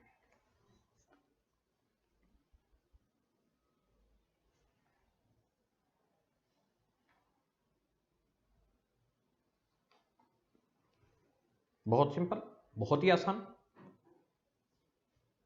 ओके, अब पहले मैं आपको इस क्वेश्चन की रिक्वायरमेंट तो बहुत आसान है, मैं आपको एक बात बताता हूं, जरा देखो इनकी ऑर्डरिंग कॉस्ट कितनी आ रही है। इनकी ऑर्डरिंग कॉस्ट आ रही है 150 और EOQ पर ऑर्डरिंग 300। इसका मतलब EOQ पर तो ऑर्डरिंग कॉस्ट ज्यादा आ रही है। यस, EOQ गारंटी नहीं ले रहा कि मैं सबसे कम ऑर्डरिंग कॉस्ट रखूंगा या सबसे कम कैरिंग कॉस्ट रखूंगा, लेकिन EOQ एक गारंटी ले रहा है। वो गारंटी क्या है कि जो टोटल होगा, ये जो टोटल होगा ये सबसे सस्ता होगा। ओके, ठीक है, सारे खर्चों का टोटल सबसे सस्ता ईओक्यू पर आएगा, तो यहां 600 आ रहा है, और देखिए एग्जिस्टिंग पॉलिसी में 750 आ रहा है। तो अगर ये ईओक्यू को फॉलो करें तो 150 रुपीज की सेविंग कर सकते हैं, ईओक्यू पर 150 रुपए बच जाएंगे। ठीक है, इसे नोट करिए। फिर एक और पॉइंट बताऊंगा आपको, इंपॉर्टेंट पॉइंट है वो बहुत ज्यादा।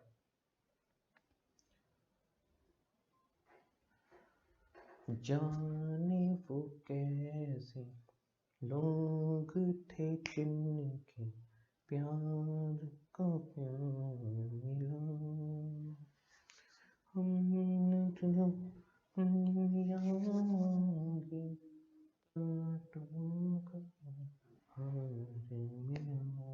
हाँ जी, क्लियर है। अब जरा देखो, एक और बात सुनना, बहुत ध्यान से सुनना,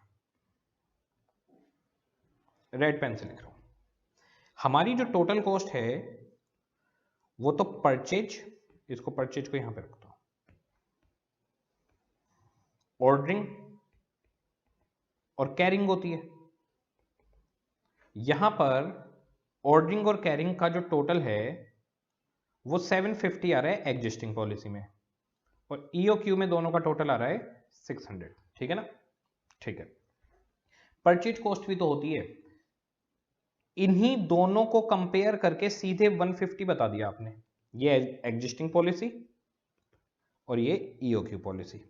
तो हमने तो एग्जिस्टिंग और ईओक्यू पर ऑर्डरिंग और कैरिंग कॉस्ट टोटल किया और बता दिया कि 150 रुपए 150 रुपीज की सेविंग कर सकते हो आप। कि सर आपने परचेज को तो लिया ही नहीं, परचेज को ले लेते हैं एक बार। परचेज कितनी यूनिट करनी है पूरे साल में, पूरे साल को देखा जाता है, पूरे साल में 36,000 यूनिट परचेज करनी है, एक यूनिट 1 रुपए की है। ठीक है, अब आप वो एग्जिस्टिंग पॉलिसी में लो तो भी आपका खर्चा 36,000 ही आएगा, आप ईओक्यू पॉलिसी से चलो तो भी आपका खर्चा 36 ही आएगा, यानी परचेज में कोई डिफरेंस नहीं है। तो अगर हमसे पूछा गया है सेविंग बताओ, तो हम तो ऑर्डरिंग और कैरिंग निकालेंगे दोनों की और उसे कंपेयर करके बता देंगे कितनी सेविंग होगी, परचेज लेने की जरूरत नहीं है। परचेज कब ली जाएगी, परचेज कंपैरिजन के लिए तब ली जाएगी जब परचेज प्राइस में कोई फर्क हो, तो यहां तो परचेज प्राइस में कोई फर्क ही नहीं है। ठीक है, पिछले क्वेश्चन में आपने देखा था हमसे टोटल कॉस्ट मांग रहे थे तो हम परचेज कॉस्ट को भी लेकर चल रहे थे तो अगर टोटल कॉस्ट कभी मांगेगा तो परचेज कॉस्ट भी आएगी, अगर टोटल कॉस्ट बोलेगा, अगर शब्द यूज करे टोटल कॉस्ट तो परचेज कॉस्ट भी आएगी। दूसरी चीज, यहां पर एक जगह पे 20 रुपए था और एक जगह पे 12.8 था, तो हमें दोनों को लेना पड़ेगा। अभी ये चीजें धीरे धीरे आएंगी आपके, ये वो चीजें आने वाली हैं जो आगे आगे डाउट बनेंगे। यहां तक का हमारा काम खत्म हो गया, BQ6 कंप्लीट। ओके, BQ7, यहां से आपको सीखने को मिलेगी नई चीज, ये बहुत ही ज्यादा इंपॉर्टेंट क्वेश्चन है, ये बहुत ही ज्यादा आसान भी है, और ये एग्जाम में अप्रोक्सीमेटली 7 to 8 टाइम आ चुका है, तो बहुत ज्यादा रिपीट होता है। एग्जामिनर को जब कुछ नहीं मिलता तो इसी क्वेश्चन को उठा के रख देता है। देखते हैं BQ7। A company manufacture a special product which requires component alpha. तो देखिए, कंपनी एक स्पेशल प्रोडक्ट बना रही है, प्रोडक्ट यानी फिनिश्ड गुड्स, ठीक है, जिसके लिए हमें कंपोनेंट अल्फा की जरूरत पड़ती है। ये रॉ मटेरियल है, रॉ मटेरियल फैक्ट्री में जाएगा, उससे फिनिश्ड गुड्स बनाएंगे। जैसे कि ये कैलकुलेटर है तो प्लास्टिक, स्क्रीन, ये सब चीजें जाएंगी और कैलकुलेटर बन के आएगा। हमें रॉ मटेरियल से मतलब है क्योंकि हम लोग निकाल रहे हैं कितने रॉ मटेरियल का ऑर्डर एक बार में देना चाहिए जिस पर ऑर्डरिंग और कैरिंग कॉस्ट सबसे कम हो। Okay, the following particulars are collected for the year 2022। Annual demand of alpha, alpha यानी रॉ मटेरियल, ठीक है, रॉ मटेरियल की डिमांड 8000 यूनिट है। Okay, cost of placing an order, ordering cost, cost per unit of alpha 200, carrying cost per annum 20%, C equal to 20% of 400 कितना हो गया, 80, हाँ 80 हो गया, 80 रुपीज, ये आ गया हमारे पास। इसके आगे यहां पर ये लाइन है, ये लाइन अभी बाद में पढ़ेंगे, ये सेकंड रिक्वायरमेंट बनेगी हमारी। Requirement number 1, compute the EOQ. EOQ तो आप निकाल सकते हो, खटैक से ईओक्यू निकाल के दिखाओ जल्दी से, आप लोग को निकालना है, जल्दी जल्दी। मैं भी कर रहा हूं, आप भी करो, पर आप मेरा आंसर नहीं देखोगे, आप अपने आप से करोगे।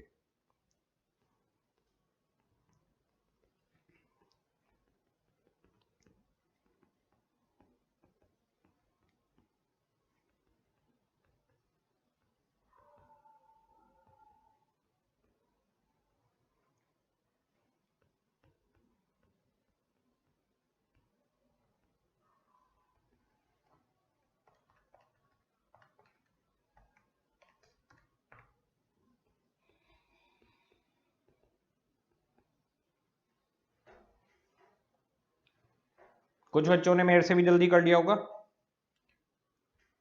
अच्छा एक बात बताओ, सिर्फ ईओक्यू कम से कम कितने नंबर का आएगा एग्जाम में? कम से कम सिर्फ ईओक्यू पूछ ले, सारा डेटा दे दे आपको और ईओक्यू पूछ ले, मुझे बताओ कितने नंबर का आएगा? 2 या 3 नंबर से कम क्या देगा? 30 या 40 सेकंड में ईओक्यू निकल जाता है। आप लोग का हाथ भी चलने लग गया होगा फास्ट, चीजें भी देखने लग गए होगे जी। पहली रिक्वायरमेंट तो हो गई पूरी। अब पढ़ते हैं जो आगे की कहानी है। The company has been offered a quantity discount of 4%। अगर क्वांटिटी डिस्काउंट है 4% on the purchase of alpha, provided the order size is 4000 components at a time. आराम से समझते हैं। कह रहे हैं कि कंपनी के पास ऑफर आया है कि हम आपको 4% की डिस्काउंट दे देंगे, यानी परचेज प्राइस बदलने वाला है of alpha, provided the order size is 4000 components. Condition ये है कि आपको 4000 यूनिट्स का ऑर्डर एक बार में देना होगा। अभी आप कितनी यूनिट्स का ऑर्डर दे रहे होगे? 200 यूनिट्स का। ओके, यहां तो क्वांटिटी डिस्काउंट आ गई। कंसेप्ट में जाइए, कंसेप्ट में जरा देखिए एजम्पशन क्या थी। ईओक्यू की एजम्पशन थी, आप लोग यहीं पे देख लो, स्क्रीन पे देख लो आप लोग, ठीक है। Annual requirement of raw material is known and fixed. एनुअल रिक्वायरमेंट पता होनी चाहिए, फिक्स्ड।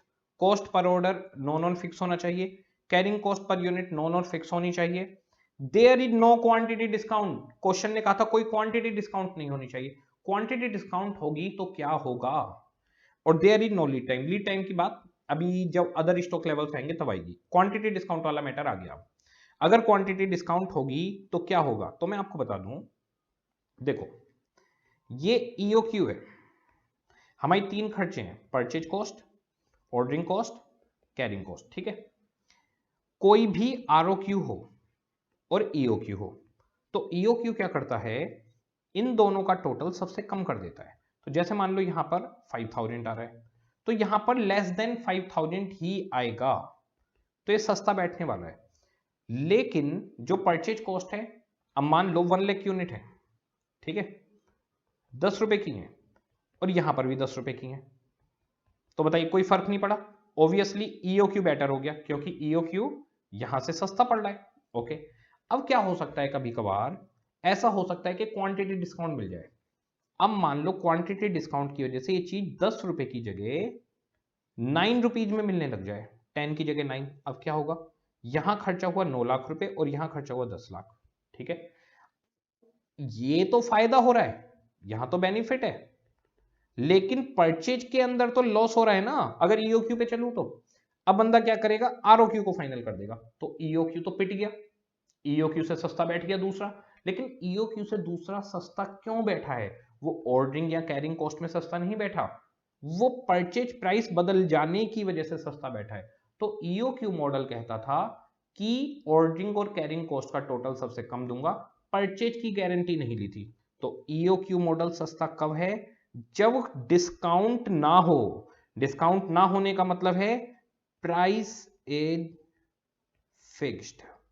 अगर प्राइस फिक्स है तब ईओक्यू सस्ता बैठेगा, लेकिन अगर प्राइस चेंज हो जाता है तो ईओक्यू से सस्ता कुछ और भी बैठ सकता है, due to lower purchase cost, क्योंकि वहां पर परचेज कॉस्ट कम हो जाएगी। ओके, तो क्वांटिटी डिस्काउंट की कंडीशन इसलिए थी कि ईओक्यू तब सस्ता होगा जब हमारा प्राइस फिक्स होगा।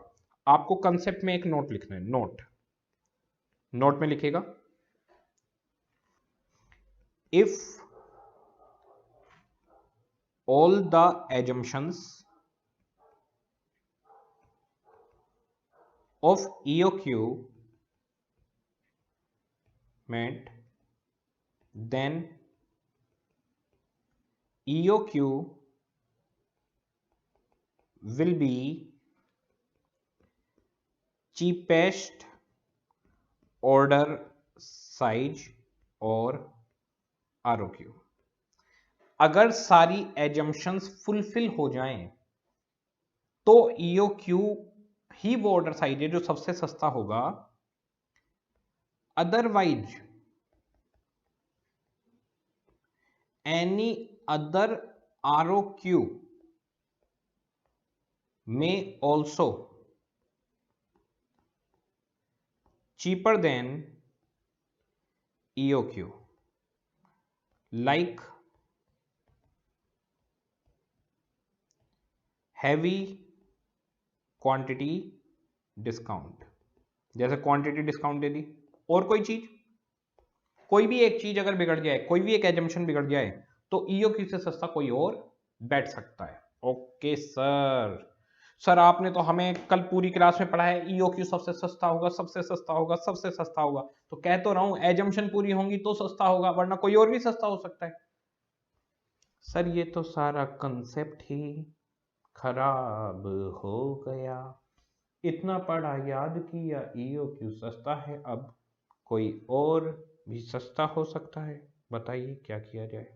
कुछ नहीं बच्चों, कुछ नहीं, बैठे हैं ना, हम हैं ना यहाँ पर, सिखाएंगे। ऐसा हो तो क्या करना है, बहुत ही सिंपल है, बहुत ही आसान। देखिए अब क्वेश्चन की रिक्वायरमेंट देखते हैं क्या कह रहा है।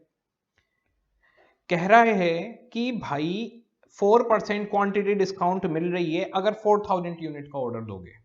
Requirement number 2, advise whether the quantity discount offer can be accepted. क्या हम डिस्काउंट ऑफर को एक्सेप्ट करें या ना करें। आ जाइए, इसके लिए हम लोग बनाते हैं statement of evaluation. Statement of evaluation, evaluate करेंगे कि क्या सही रहेगा। Of 4% discount offer.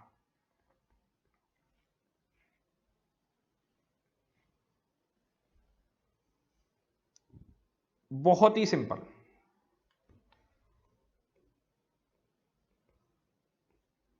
Particulars, statement का जो नाम लिखा जाता है, जब आप किसी भी स्टेटमेंट का नाम लिखते हैं तो जैसे of, the, it, for, from, तो फॉर, फ्रॉम, इट, द, ये सारी जो चीजें हैं ये तो स्मॉल लेटर से स्टार्ट की जाती हैं। लेकिन जो वर्ड्स होते हैं जैसे स्टेटमेंट, इवैल्यूएशन, डिस्काउंट, ऑफर, इन सब का फर्स्ट लेटर कैपिटल बनाया जाता है। वैसे इस चीज को ज्यादा कोई ध्यान नहीं देता, लेकिन स्टेटमेंट जब भी लिखा जाता है ये तरीका रहता है कि हर जो वर्ड है उसका फर्स्ट लेटर कैपिटल होना चाहिए, और ये जो वर्ब है, नाउन है, मतलब ये सारी चीजों को आप स्मॉल में, ऑफ, द, फ्रॉम, ये सब स्मॉल में, ठीक है। पर्टिकुलर्स, अब यहां पर हम क्या करेंगे, आप लोग नहीं लिखेंगे। अब आप लोग नहीं लिखेंगे, आप लोग आराम से समझिएगा, ये नई चीज है, एग्जाम में 8 टाइम्स आई हुई है, तो इसको बहुत आराम से समझना है, इंपॉर्टेंट है, ठीक है। आप लोग नहीं लिखेंगे, आप लोग आराम से देखिए, कैलकुलेटर पे आप लोग कैलकुलेशन करिए और चीजों को समझने की कोशिश करिए। देखिए सबसे पहले हमारे पास है कि भाई हम एक तो EOQ पे काम कर सकते हैं, तो EOQ, और हमारे पास इसका साइज है ऑर्डर साइज 200 यूनिट्स। दूसरा है डिस्काउंट ऑफर, डिस्काउंट ऑफर, वहां ऑर्डर साइज है 4000 यूनिट्स। कह रहे हैं 4000 यूनिट्स एक बार में ले लो, क्या क्या फर्क पड़ेगा वो देखिए। परचेज कॉस्ट ऑफ कितनी यूनिट खरीदनी है, 8000, यहां ऑफ छोड़ देता हूं। परचेज कॉस्ट 8000 यूनिट्स, अभी आपका प्राइस कितना है, परचेज प्राइस है क्वेश्चन के अंदर 400, ठीक है। यहां पर भी 8000 यूनिट्स ही खरीदनी है, लेकिन प्राइस 4% कम होने वाला है, तो 400 माइनस 4%, अब प्राइस होने वाला है 384। मैं इसकी फाइनल आंसर अभी नहीं लिखूंगा, ठीक है। अब हमारे पास आती है ordering cost A divide by ROQ into O। तो जी 8000 यूनिट्स हमें मंगवानी है। एक बार में कितनी मंगवा रहे हो कीपर? 200। एक ऑर्डर की कॉस्ट कितनी है? एक ऑर्डर की कॉस्ट है 200 रुपीज। ठीक है, 40 ऑर्डर्स 8000 रुपीज आ गई। यहां पर सिर्फ 2 ऑर्डर, क्योंकि एक बार में 4000 यूनिट्स मंगवा लोगे। यहां 400 रुपीज आ गई। क्लियर है? बिल्कुल कोई डाउट वाला हिस्सा नहीं है। Carrying cost half of ROQ into C। ठीक है, half of ROQ into C। C important है। C कैसे इंपॉर्टेंट है? देखिए, अभी यूनिट है 400 की, उस पर 20% लग रहा है। बात को समझना आराम से। यहां पर जब 4000 यूनिट्स खरीदोगे तो अभी जब यूनिट लेते थे तो 400 रुपीज ब्लॉक होते थे, 400 रुपए ब्लॉक हुए, तो हम ये सोचते थे यही 400 अगर बैंक में रखते तो कितना इंटरेस्ट मिलता। अब नए वाले केस में 400 ब्लॉक नहीं होंगे, 384 रुपीज में आ जाएगी चीज। अब जब चीज कम में आ जाएगी तो अपॉर्चुनिटी कॉस्ट भी कम हो जाएगी। तो अब 384 का 20% लगेगा। बात समझ रहे हैं? तो एक चीज ध्यान रखने वाली क्या है?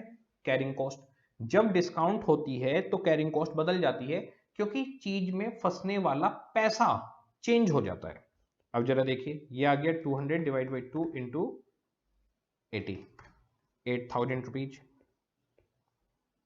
दूसरे वाले का देखिए, 4000 डिवाइड बाई 2 इंटू 384 इंटू 20%, 1,53,600। ठीक है, यहां पर हमारी आएगी टोटल कॉस्ट। अब अगर आप ध्यान से देखेंगे, रेड पेन से लिख रहा हूं, 8000 और 8000 16,000, 400 और 153 400 1,54,000। यहां तो EOQ जीत रहा है, तो EOQ ऑर्डरिंग और कैरिंग में हमेशा जीतेगा। लेकिन जैसे ही डिस्काउंट दोगे तो परचेज प्राइस में फर्क आने वाला है। अब जरा देखिए, परचेज प्राइस में कितना बड़ा डिफरेंस आने वाला है।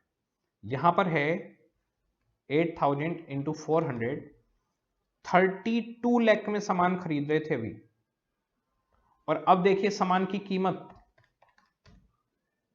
30,72,000 हो गई। तो हो सकता है डिस्काउंट ऑफर जीत जाए। अब जरा टोटल जोड़ के देखते हैं, 32,16,000, ओके, और यहां पर 30,72,000 प्लस 400 प्लस 153,600, 32,26,000। अभी भी EOQ सस्ता बैठा, अभी भी EOQ सस्ता बैठा। तो मुझे बताइए, क्या गारंटी है कि डिस्काउंट होने पर भी EOQ सस्ता बैठेगा? अगर इसी डिस्काउंट को मैं 2% की जगह 3% कर दूं तो अभी EOQ हार जाएगा, क्योंकि डिस्काउंट हैवी हो जाएगी। तो जितना हमारा फायदा EOQ करवाता है उससे ज्यादा खर्चा। तो कभी भी अगर डिस्काउंट होगी तो हमें कंपेयर करना पड़ेगा। कंपेयर किस किस चीज को करना पड़ेगा? ऑर्डरिंग और कैरिंग कॉस्ट को, या परचेज को भी? परचेज को भी लेना पड़ेगा, क्योंकि परचेज प्राइस चेंज हो गया है, तो परचेज भी कंसीडर की जाएगी, ऑर्डरिंग और कैरिंग भी लेंगे, और बताइए इन दोनों के टोटल को कंपेयर करेंगे। क्लियर है किस तरह से चलेगा? क्या चीज बदल जाएगी? कैरिंग कॉस्ट भी हमारी बदल जाएगी, क्योंकि C चेंज हो जाएगा। अब आप लोग इसको नोट करिए, फिर इसके जैसा एक और क्वेश्चन हम करेंगे अभी के भी।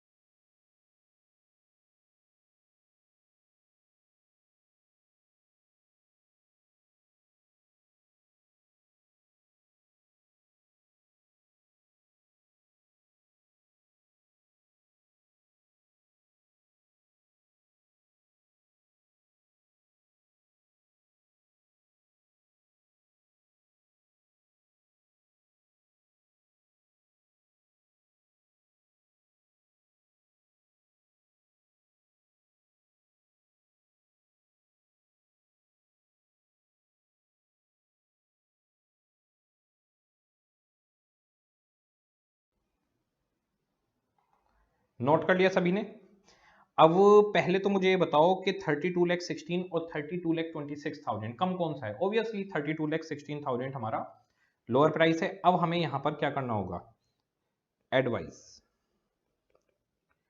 डिस्काउंट ऑफर को एक्सेप्ट करेंगे, रिजेक्ट? तो भाई डिस्काउंट ऑफर पे भी महंगा आ रहा है, तो reject the discount offer. Okay sir, I think सब कुछ क्लियर है, सब कुछ आसान है, बहुत ही नॉर्मल चल रहा है, बहुत ही बेसिक चल रहा है। और ये जो हमने क्वेश्चन किया, यहां थोड़ा सा हमें मजा आना शुरू हुआ है। ये क्वेश्चन में थोड़ा मजा आया। बच्चे कह रहे हैं सर ऐसे क्वेश्चन और करवाओ, और सर एग्जाम में कैसे क्वेश्चन आएंगे, हमें उसका भी आइडिया दो। चिंता क्यों करते हैं आप लोग? अब हम एग्जाम की तरफ ही जा रहे हैं। पहले मैं आपको जरा एक अपना एक्सपीरियंस बताता हूँ। हुआ क्या, हमारे एक अंकल हैं, तो मैं अंकल से बहुत ज़्यादा इम्प्रेस था। उनकी शादी को 35 ईयर्स हो चुके थे। इतने सालों से हम लोग इनको देख रहे थे कि कितनी अच्छी लाइफ है। उनका और उनकी वाइफ का भाई साहब कभी झगड़ा ही नहीं हुआ। यही सोच के मैंने शादी भी कर ली कि भाई सही रहेगा, जिंदगी अच्छी चलती है, बढ़िया चलती है। बाकी तो सब जगह जहाँ देखो थोड़े मोड़े झगड़े चलते रहते हैं, पर अंकल का कभी झगड़ा ही नहीं हुआ। मैं बहुत ही ज़्यादा इंप्रेस अंकल से कि अंकल आपने तो कमाल कर रखा है। तो अंकल से मैंने कई बार पूछा कि भाई आपकी शादी के पीछे क्या राज है, आपकी खुशी के पीछे क्या राज है? जब देखो मस्त रहते हो, कूल रहते हो, कोई दिक्कत ही नहीं, कोई लड़ाई नहीं, कोई कुछ नहीं। बोले बेटा मैं बताता हूँ तुम्हें कहानी, हुआ क्या। बोले हम लोग ना हनीमून पे गए थे, तो आंटी जी और अंकल जी दोनों हनीमून पे गए थे। तो जब हनीमून पे पहुंचे तो उन्होंने बताया कि हम लोग, एक जगह पड़ती है शिमला के पास कुफरी, तो कुफरी पे ऊपर पहाड़ पहाड़ रास्ता होता है ना, वहां पे जाने के लिए घोड़ों की जरूरत पड़ती है। ठीक है, तो बोले कि मैंने इनसे पूछा कि हाँ भाई घोड़े पे जो है चले बैठ के? ये बोली हाँ चलते हैं, क्या दिक्कत है, बढ़िया। तो दोनों के दोनों घोड़े पे जैसे ही बैठे तो घोड़े ने आंटी जी को गिरा दिया। आंटी जी बोली मेरे साथ बदतमीजी नहीं, आराम से बैठा ले चल मेरे को, वन। उसके बाद में वो घोड़े के ऊपर बैठी, घोड़े ने फिर से गिरा दिया। तो वो बोली मेरे साथ बदतमीजी नहीं, कह रही हूं चुपचाप बैठा ले, दो। उसके बाद में वो घोड़े पे फिर से बैठी, घोड़े ने भाई साहब फिर से गिरा दिया। बोली मैं कह रही हूं मेरे से बदतमीजी मत कर, चुपचाप मेरे को बैठा ले और चल दे, थ्री। उसके बाद में वो घोड़े पे बैठी, घोड़े ने फिर से गिरा दिया। उन्होंने निकाली पिस्तौल और थाए, ठ्यों, घोड़ा मर गया। अंकल बोले भाई ये तुमने क्या करा है? तुम्हारा दिमाग तो ठिकाने पे है, पागल तो नहीं हो गई हो? तुमने लिया और घोड़े को गोली मार दी, ऐसा कौन करता है? बोली मैं कह रही हूं तुमसे मेरे से बदतमीजी मत करो, वन। वो दिन है और आज का दिन है। अंकल जी और आंटी जी की लाइफ मस्त चल रही है। तो मैं तो सोच रहा था कि अंकल जी बहुत बढ़िया जिंदगी बिता रहे हैं, मुझे क्या पता था कि डर के साए में जीवन चला जा रहा है उनका। तो जो दिखता है वो हमेशा सच हो ऐसा जरूरी नहीं है। बाकी अंकल जी ने 35 ईयर्स निकाल दिए, सैल्यूट है अंकल जी को, वाह वाह वाह वाह, बहुत बढ़िया बहुत बढ़िया बहुत बढ़िया अंकल जी, आपको सलाम जी। अब हम लोग चलते हैं कुछ पास्ट ईयर क्वेश्चंस की तरफ। एग्जाम में क्या आया हुआ है वो तो देखें। सर आप ना हमें आसान आसान क्वेश्चन करवाए जा रहे हो, लड्डू लड्डू क्वेश्चन करवाए जा रहे हो, बिल्कुल इतने सिंपल सिंपल। कोई भारी क्वेश्चन हो तो हम माने, ठीक है बेटा ऐसी क्या बात है। एग्जाम में क्या आता है वो देखना चाहते हो ना, यही तो तुम्हारा मन है। आ जाओ, PYQ के नाम से हैं हमारे सारे पास्ट ईयर क्वेश्चन। तो पास्ट ईयर क्वेश्चंस पे आप पहुंचेंगे तो यहाँ पे सारे पास्ट ईयर क्वेश्चंस आपको मिलेंगे, किस अटेम्प्ट से अवेलेबल हैं, जब से कॉस्टिंग आई है सिलेबस में तब से आज तक के सारे क्वेश्चंस हमारे पास यहाँ पर मिलेंगे। उसके नीचे मार्क्स भी लिखे हुए हैं जिससे बच्चे को ये आइडिया लगे कि कितने नंबर का कौन सा क्वेश्चन आता है। तो जो हमने अभी तक न्यूमेरिकल्स करे उनसे जो रिलेटेड क्वेश्चन हैं उन्हें हम वन बाय वन देखना शुरू कर रहे हैं। तो हमारे पास इसमें स्टार्टिंग हम लोग करते हैं PYQ 12 से। PYQ 12 आ जाइए, पढ़ते हैं जरा PYQ 12 क्या कह रहे हैं आपसे।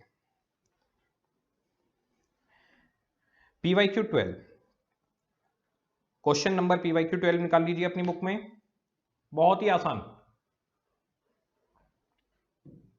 क्वेश्चन को आराम से ध्यान से समझ समझ के चलना है, सारे क्वेश्चन खटाखट सोल्व हो जाएंगे, आपको पता भी नहीं चलेगा कि कब सोल्व हो गए।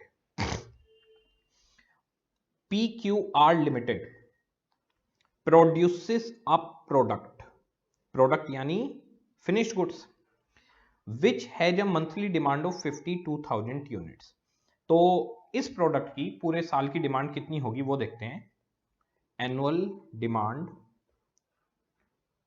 Of finished goods 52,000 units into 12, 52,000 into 12, या आपके पास 6,24,000 यूनिट्स। ये फिनिश गुड्स की डिमांड है। हमें फिनिश गुड्स की डिमांड से कुछ नहीं लेना देना, हमें रॉ मटेरियल की डिमांड चाहिए। आगे बढ़ते हैं।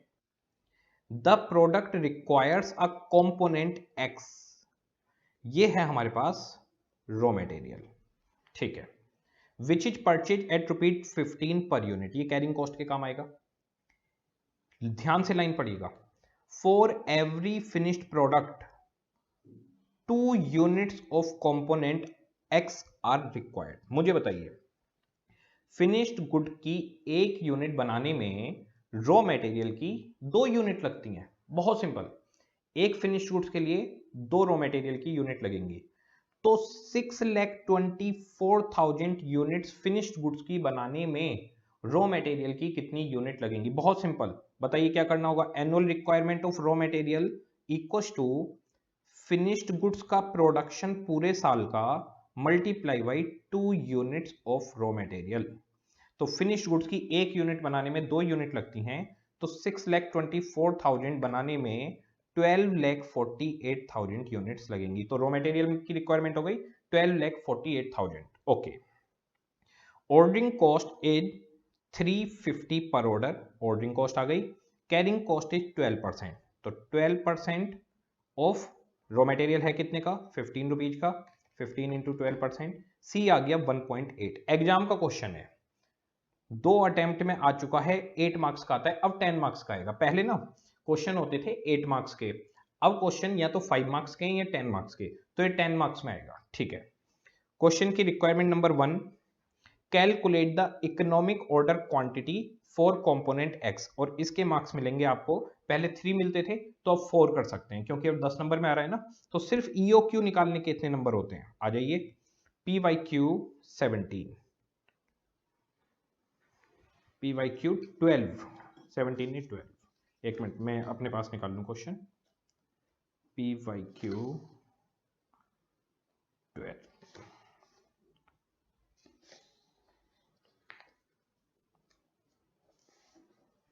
ठीक है। क्वेश्चन की सबसे पहली रिक्वायरमेंट नंबर 1, ईओक्यू निकालना है।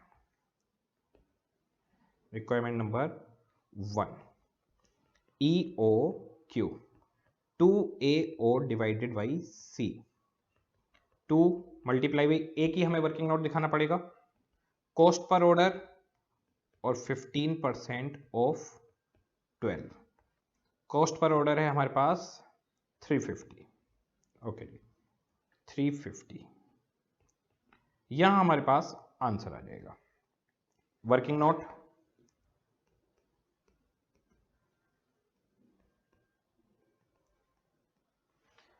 वर्किंग नोट में हमें निकालना है annual requirement of raw material. तो सबसे पहले हम लेते हैं annual demand of finished goods,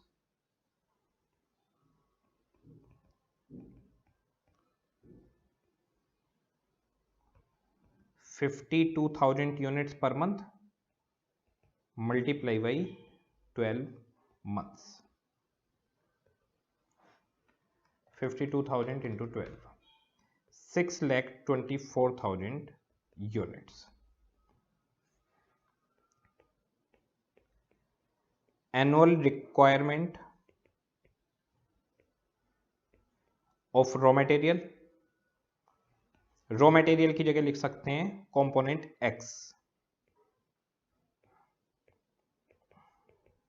finished goods जितना भी है 6,24,000 यूनिट्स फिनिश्ड गुड्स की, multiply by 2 units of raw material. X भी लिख सकते हैं रॉ मटेरियल की सब जगह। ये आ गया 12,48,000 यूनिट्स, 12,48,000 यूनिट्स। बहुत सिंपल, क्लियर है। अब इसको कैलकुलेट करते हैं, इंटू 2 इंटू 350 डिवाइडेड बाई 1.8 और अंडर रूट 22,000, 30.2, तो 30 यूनिट्स। ये आपके पास EOQ निकल आया। रिक्वायरमेंट नंबर 1 हो गई, एग्जाम का क्वेश्चन है, ठीक है ना। तो बहुत आसान आ रहा है सर एग्जाम में तो? यस। अच्छा, हमें चीजें आसान लगती कैसे हैं? बहुत सिंपल सी बात है, अगर हम चीजों को सीख जाए तो चीजें आसान हैं, और चीजें हम ना सीखें तो आसान नहीं है। तो जो आपको कंसेप्ट सेपरेटली करवाए जा रहे हैं और कंसेप्ट पे इतना टाइम दिया जा रहा है, वो इसलिए दिया जा रहा है कि सिर्फ ना वो क्वेश्चंस जो आईसीआई के कंटेंट के अंदर कवर होते हैं आप वो कर पाएं, इवन कोई नया क्वेश्चन बाई चांस कहीं से बन के आ जाए तो आपका कंसेप्ट इतना स्ट्रांग होना चाहिए कि आप उसको 100% बना देंगे। तो बहुत सिंपल हो जाता है कंसेप्ट स्ट्रांग करने के बाद। मेन चीज ये है, जैसे जैसे मैं आपको जो जो करवाता रहा हूं आप बस उसे फॉलो करते रहना। बाकी कॉस्टिंग के अंदर सबसे अच्छे मार्क्स आपके जितने भी सारे के सारे पेपर होंगे उसमें सबसे अच्छे मार्क्स कॉस्टिंग में कैसे आने, वो काम आप मेरे ऊपर छोड़ दो, वो मेरी जिम्मेदारी। क्लियर है?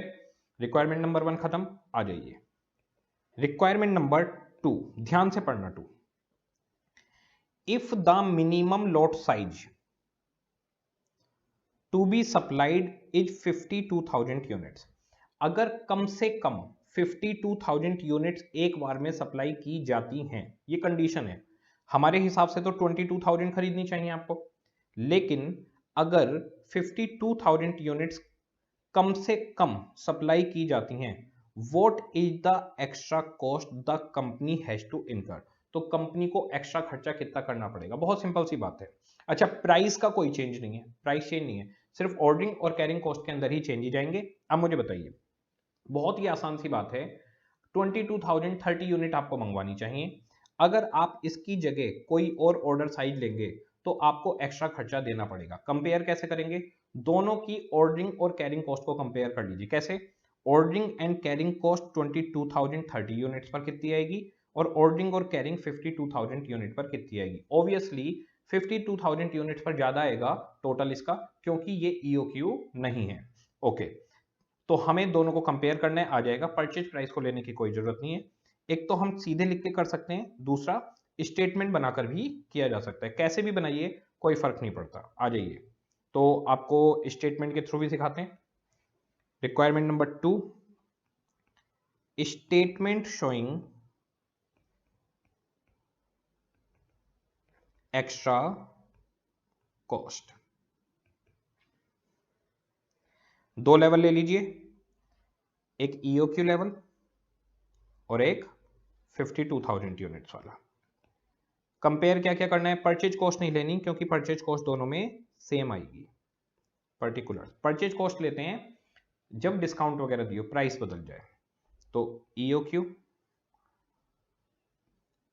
और ऑर्डर साइज है 22,030 यूनिट्स, और ROQ 52,000 units. Ordering cost A divided by ROQ multiply by O. ठीक है, पूरे साल में कितनी यूनिट्स मंगवानी है? 12,48,000। हम एक बार में मंगवा रहे हैं 22,030, यहां पर 12,48,000, और एक बार में मंगवा रहे हैं 52,000। Number of orders round of होने चाहिए, यहां राउंड ऑफ नहीं हो रहे। देखिए 12,48,000 डिवाइडेड बाई 22,030, तो नंबर ऑफ ऑर्डर्स आ रहे हैं आपके पास 56.65 और 57 ऑर्डर्स। तो राउंड ऑफ कर देंगे, 57 कर दिया। एक ऑर्डर की कॉस्ट है हमारे पास 350, डन, ₹350 यहां पर आ जाएगा। इसके नंबर ऑफ ऑर्डर कितने हैं? 12,48,000 डिवाइड बाई 52,000। इसके 24 ऑर्डर्स आ रहे हैं, तो सीधे मल्टीप्लाई बाई 350 कर दीजिए, क्योंकि खुद ही राउंड ऑफ है, कुछ और करने की जरूरत नहीं है। इंटू 350, ये आ गया 8400 ऑर्डरिंग कॉस्ट। यहां पर ऑर्डरिंग कॉस्ट आ रही है 57 into 350, 19,950। Okay, done. Carrying cost half of ROQ into C, half of ROQ into C। C में ₹1.80 डायरेक्ट लिख रहा हूं मैं, half of ROQ into C। 22,030 divide by 2 multiply by 1.8, ये आ गया 19,827 और यहाँ पर 52,000 डिवाइड बाई 2 इंटू 1.8 46,800 टोटल इसकी आ रही है 19,950 प्लस 19,827 39,777 ओके। और दूसरे वाले भाई का हमारा 8400 प्लस 46,800 ये आ गया 55,200 टोटल कॉस्ट आ गई। बताइए एक्स्ट्रा कॉस्ट कितनी आ रही है, दोनों को कंपेयर कर लीजिए। 55,200 में 39,777 लिखेंगे, ये आ गया 15,423। ये हमारी एक्स्ट्रा कॉस्ट हो गई। स्टेटमेंट खत्म, काम खत्म। बहुत सिंपल है, एकदम आसान। ये सारी कैलकुलेशन आ गई। अब बच्चे के दिमाग में देखिए क्या डाउट आ सकता है। बच्चे के दिमाग में डाउट आ सकता है सर ईओक्यू पर तो ऑर्डरिंग और कैरिंग कॉस्ट बराबर होती है, यहां पर तो बराबर नहीं है। तो बच्चों बराबर क्यों नहीं है? क्योंकि हमने नंबर ऑफ ऑर्डर्स को ना राउंड ऑफ कर दिया, और जो ईओक्यू था वो भी 22030 था, उसे भी राउंड ऑफ कर दिया। तो राउंड ऑफ होने की वजह से ये थोड़े से डिफरेंस आ जाते हैं। बिल्कुल अलाउड है, पूरी तरीके से अलाउड है, पूरे नंबर है इस पर। अच्छा, आप लोग के दिमाग में जैसे कोई भी डाउट आते हैं, आप लोग क्या करेंगे, जो आपकी नोटबुक है प्रैक्टिकल क्वेश्चन की, उसमें सबसे पीछे चले जाना, सबसे लास्ट में, और सबसे लास्ट में जाकर उस पर अपने आप डाउट नोट करेंगे। तो जैसे फर्स्ट चैप्टर चल रहा है, तो इसमें जो जो डाउट आता जाएगा, BQ2, BQ3, BQ4, आप क्वेश्चन लिखेंगे उसके आगे डाउट लिखेंगे, क्वेश्चन लिखेंगे उसके आगे डाउट लिखेंगे। चैप्टर में जब आप पूरे दी एंड पे पहुंच जाएंगे तो 90% डाउट तो आपके शॉर्ट आउट हो जाएंगे, क्योंकि हर जो डाउट वाली चीज है वो मैं इसमें बताता रहूंगा, लेकिन उसका वक्त आता है तो आप वो सारे डाउट नोट करके रखेंगे।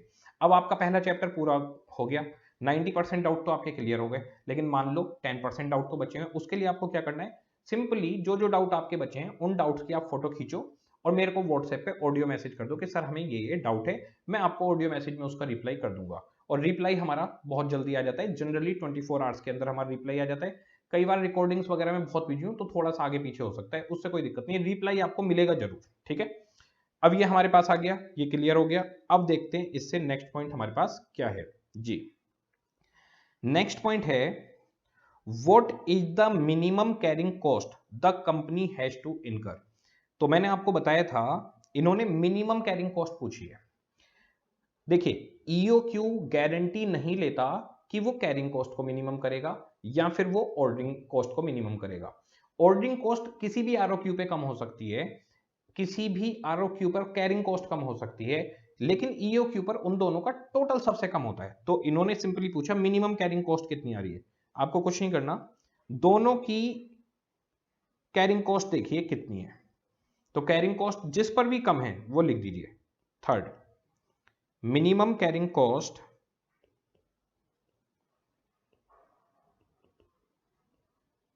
is rupees 19,827 at EOQ level। Okay, इसी जगह पर अगर ये पूछ लेता कि मिनिमम ऑर्डरिंग कॉस्ट किस पर है, तो बताइए क्या करते? सिंपली ऑर्डरिंग कॉस्ट देखते और फिर लिखते हम minimum ordering cost is 8400 at 52,000 units ROQ. तो अगर किसी एक स्पेसिफिक को पूछेगा कि कैरिंग कॉस्ट या फिर ऑर्डरिंग कॉस्ट का मिनिमम बताओ, तो वो ईओक्यू पर भी सस्ता हो सकता है और किसी और पर भी सस्ता हो सकता है। वो हमें चेक करना पड़ेगा, हमारे सामने ही होता है, सीधे लो और लिख दो। ये क्वेश्चन आपका खत्म। 10 मार्क्स का क्वेश्चन, एग्जाम का क्वेश्चन, आप लोगों ने इतने मजे में निकाल लिया। मुझे खुद बताइए कि कोई इसमें कोई दिक्कत वाली बात हुई आपको? एकदम सिंपली बिल्कुल प्यार से हो गया कि सर यहां तो सब प्यार प्यार से हो जाता है, लेकिन क्या सर घर पे भी प्यार से हो जाएगा? अच्छा, बच्चे का कंसर्न तो भाई बहुत ज्यादा सही है कि यहां तो हो गया, घर पे हो जाएगा या नहीं। तो कोई बात नहीं, इसका मतलब घर पे कुछ क्वेश्चंस होने चाहिए करने के लिए। तो लिखिए PYQ3 homework same as PYQ12। PYQ3 और 12 सेम है, कॉपी पेस्ट क्वेश्चन आते रहते हैं, बस फिगर्स को बदल देते हैं थोड़ा। अच्छा, यहां पे देखिए 6 मार्क्स में आया, उसके बाद जब PYQ12 आया सेम क्वेश्चन, वहां पे 8 मार्क्स में आया। तो नंबर थोड़े बहुत ऊपर नीचे कर सकता है, इसीलिए सेम क्वेश्चन जहां फिट होता है वहां कर देता है। कई बार तो 10 नंबर का क्वेश्चन 5 में पूछ लेते हैं और 5 नंबर का क्वेश्चन 10 में, तो उससे हमें कोई खास फर्क नहीं पड़ता, बस हमें क्वेश्चन आना चाहिए। ठीक है जी। नेक्स्ट क्वेश्चन है हमारे पास PYQ 17। आ जाइए PYQ 17।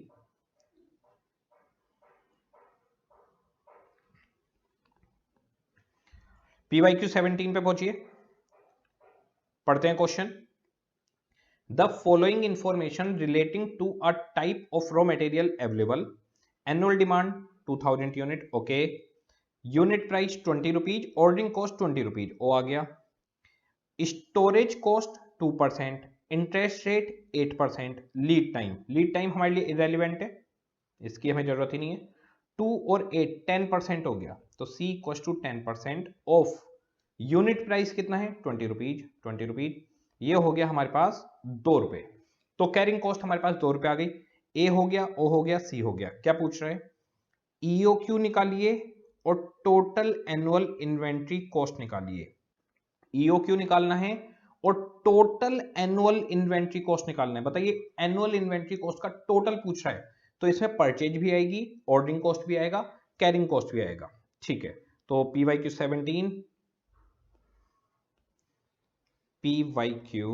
17 बहुत ही आसान, बहुत सिंपल। क्वेश्चन की रिक्वायरमेंट नंबर 1, EOQ। देखो बच्चों, एग्जाम के क्वेश्चन चल रहे हैं, क्या आप लोगों से हो रहे हैं? यस, हो रहे हैं। बस एग्जाम के क्वेश्चन कॉन्फिडेंस देते हैं। 2000 unit annual requirement, ordering cost 20, carrying cost 20 rupees का 10%, और हम ब्रैकेट में मेंशन कर देंगे 8% प्लस 2%, ओके, अंडर रूट। यहां आंसर आ जाएगा 2 into 2000 into 20 divided by 2 rupees under root. 200 units हमारा आ गया यहां पर। Second, annual inventory cost. Annual inventory cost में हमारे पास purchase cost plus ordering cost plus carrying cost, तीनों आएंगे। फॉर्मूला जरूर लिखिए, फॉर्मूले का बहुत इफेक्ट पड़ता है एग्जामिनर के ऊपर। परचेज कॉस्ट में हमारे पास 2000 यूनिट्स और एक यूनिट 20 रुपीज की, पूरे ईयर में यही परचेज करेंगे। बच्चा एग्जाम में क्या गलती कर सकता है कि वो 200 यूनिट से मल्टीप्लाई कर दे। नहीं, 200 यूनिट्स तो हम एक बार में मंगवाएंगे, पूरे साल में तो हम 200 200 200 ऐसे करके 2000 यूनिट्स को ऑर्डर करेंगे। Ordering cost A divide by ROQ into O, carrying cost half of ROQ into C। Okay sir, ये हो गया हमारे पास 40,000 rupees plus 2000 divided by 20, 200 multiply by 20 plus half of 200 multiply by 2 rupees, सीधे लिख रहा हूं। ये हो गया आपके पास 40,000 प्लस 10, 200 हो गया, प्लस हाफ ऑफ 200 इंटू 2, ये भी 200 हो गया। ये आपके पास आ गया 40,400 रुपीज। क्वेश्चन की रिक्वायरमेंट नंबर 2 भी खत्म। एक छोटा सा क्वेश्चन है PYQ 16, वो भी देखते हैं। बहुत छोटे छोटे से क्वेश्चन है हमारे पास, एग्जाम के अंदर बहुत सिंपल क्वेश्चन आते हैं।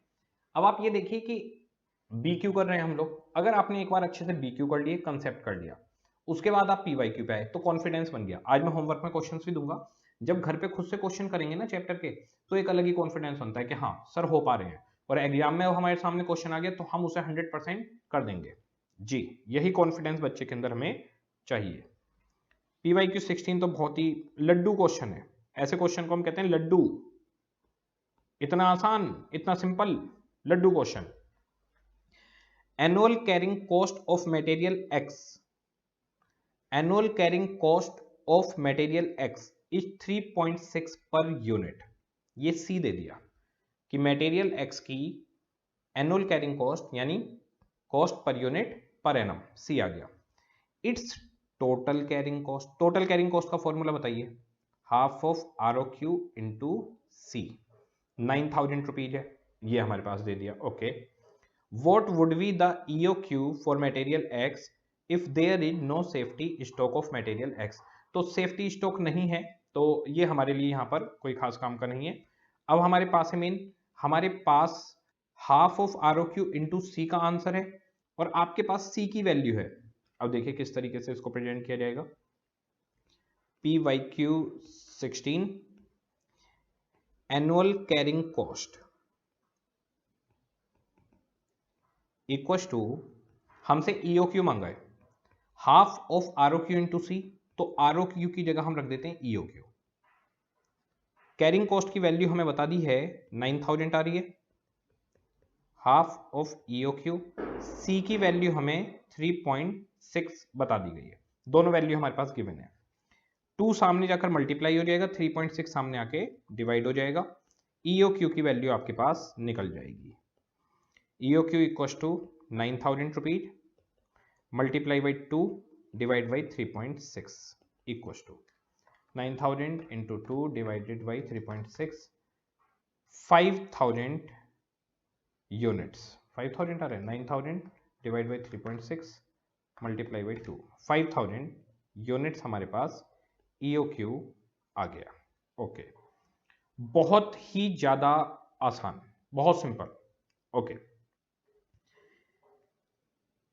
एक इसमें हमारे पास नोट या एजम्पशन रहेगी, कंपनी इज फॉलोइंग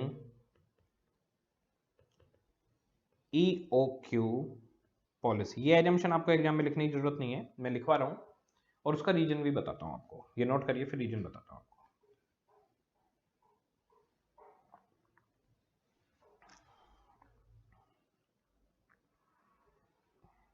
देखिए, जो आपके पास एनुअल कैरिंग कॉस्ट का फॉर्मूला है, ठीक है, क्वेश्चन ने यहां पर आपको कहीं भी नहीं बोला कि हम EOQ को फॉलो कर रहे हैं, उसने कहा कि हमारी कैरिंग कॉस्ट 9,000 है।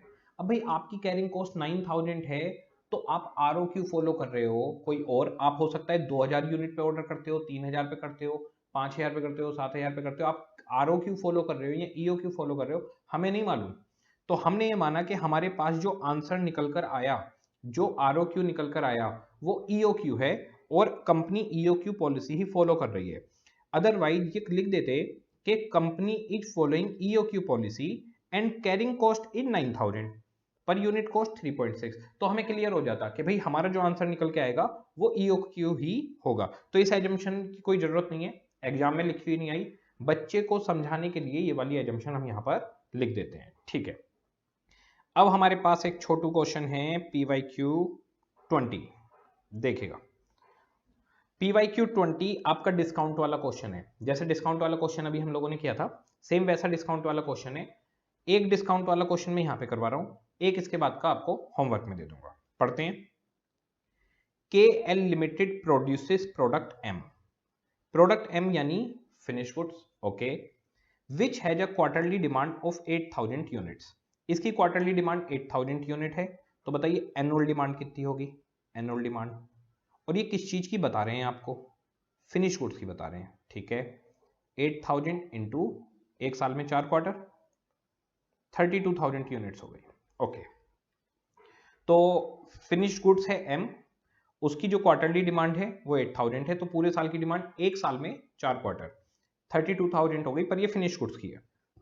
The product requires 3 kilograms quantity of material X for every finished unit of product. तो देखिए एक फिनिश्ड गुड्स के लिए 3 kg रॉ मटेरियल लगता है, तो 32,000 फिनिश्ड गुड्स के लिए कितना लगेगा, तो 32,000 मल्टीप्लाई विद 3, ए निकल कर आ जाएगा आपके पास।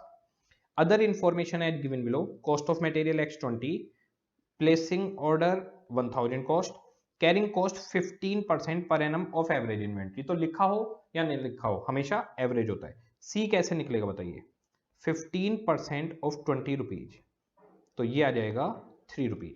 सी आ गया, ओ आ गया, एक ही कैलकुलेशन दिखानी पड़ेगी।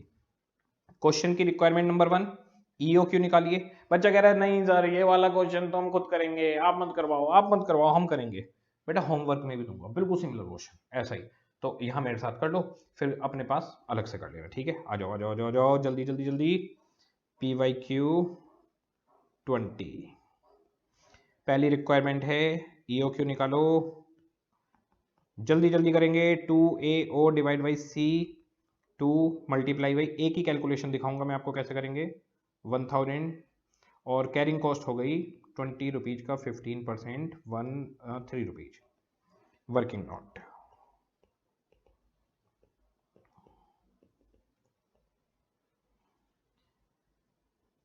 एनुअल प्रोडक्शन ऑफ एम है फिनिश गुड्स, तो जी एनुअल प्रोडक्शन कितना होगा, 8000 यूनिट्स है quarterly production, multiply by 4 quarters, 32,000 units. Annual requirement of product X raw material है, 32,000 यूनिट्स मल्टीप्लाई बाई एक यूनिट बनाने में 3 किलोग्राम्स, 96,000 किलोग्राम्स रॉ मटेरियल की जरूरत पड़ेगी।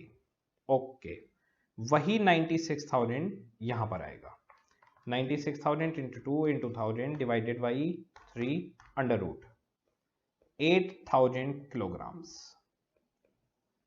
EOQ आ गया हमारे पास 8,000 किलोग्राम। नोट कर लीजिए इसको, पानी पीते रहो, पानी जल ही जीवन है। हमारे पास जो पानी था वो भी खत्म होने वाला है।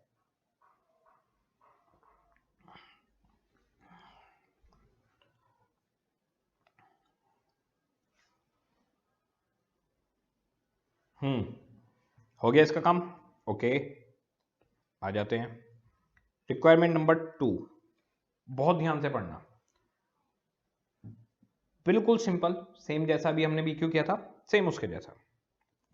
Should the company accept an offer of 2% discount by the supplier. 2% discount का हमारे पास ऑफर आया कि 2% डिस्काउंट आपको मिलेगी। If he wants to supply the annual requirement of material X in 4 equal quarterly instalments. अगर वो 4 इंस्टॉलमेंट में आपको सारा सामान देना चाहता है तो इसका मतलब सामने वाला कह रहा है जो ROQ होगा 96,000 किलोग्राम मंगवाना है ना, कह रहा है 4 इंस्टॉलमेंट्स में मंगवा लो, डिवाइड बाई 4, इसका मतलब 24,000 किलोग्राम आपको एक बार में मंगवाना पड़ेगा। तो सामने वाली पार्टी हमें कह रही है कि जो चीज आपको अभी 20 रुपीज की मिलती है वो 2% कम पे मिलेगी, लेकिन आप जो अपने EOQ से चल रहे हो, तो EOQ से आप मंगवा रहे हो 8,000 किलोग्राम, उसकी जगह आप इस सामान को 24,000 किलोग्राम में मंगवाओ। तो क्वेश्चन कौन सा हो गया, statement of evaluation.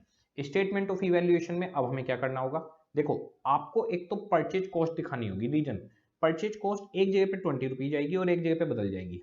Second thing is this कि कैरिंग कॉस्ट जब आप निकालेंगे तो वहां पर थोड़े से चेंजेस आपको नजर आएंगे, क्योंकि प्राइस बदल गया तो हमारी इंटरेस्ट का बर्डन भी चेंज हो जाएगा। इसके लिए हम बनाएंगे statement of evaluation of discount offer. Second requirement, statement of evaluation of 2% discount offer.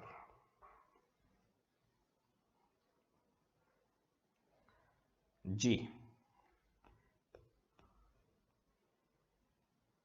Statement of evaluation of discount offer, particulars EOQ, और साइज है इसका 8,000 किलोग्राम, और दूसरा है डिस्काउंट ऑफर। डिस्काउंट ऑफर में हमें खरीदनी पड़ेंगी 24,000 किलोग्राम और इसकी वर्किंग दिखानी पड़ेगी 24,000 आप कैसे लेकर आए, ठीक है। परचेज कॉस्ट खरीदना कितना है, खरीदना 96,000 किलोग्राम ही है, 96,000 किलोग्राम। यहां परचेज प्राइस लिखेंगे, यहां वैल्यू आ जाएगी। इसके बाद में ordering cost A divide by ROQ into O, यहां पे कैलकुलेशन लिखेंगे और ये यहां पर इसकी रुपीज वैल्यू आ जाएगी इसकी भी। फिर हमारे पास carrying cost half of ROQ into C बदलेगा, half of ROQ into C, यहां पर इनकी वैल्यू निकल जाएगी और ये आएगा आपका टोटल कॉस्ट। अगर डिस्काउंट पॉलिसी पे कम हो गया तो एक्सेप्ट कर लेंगे, ज्यादा रहा तो मना कर देंगे। ये आपको फिल करना है, ये पूरा का पूरा आप लोग को भरना है, बहुत जल्दी से भरना है। 2 मिनट का टाइम दे रहा हूं, बहुत जल्दी से क्विक क्विक एकदम से भर के और मेरे को बताओ कि आप लोग का क्या आ रहा है। जल्दी से भरिए इसको।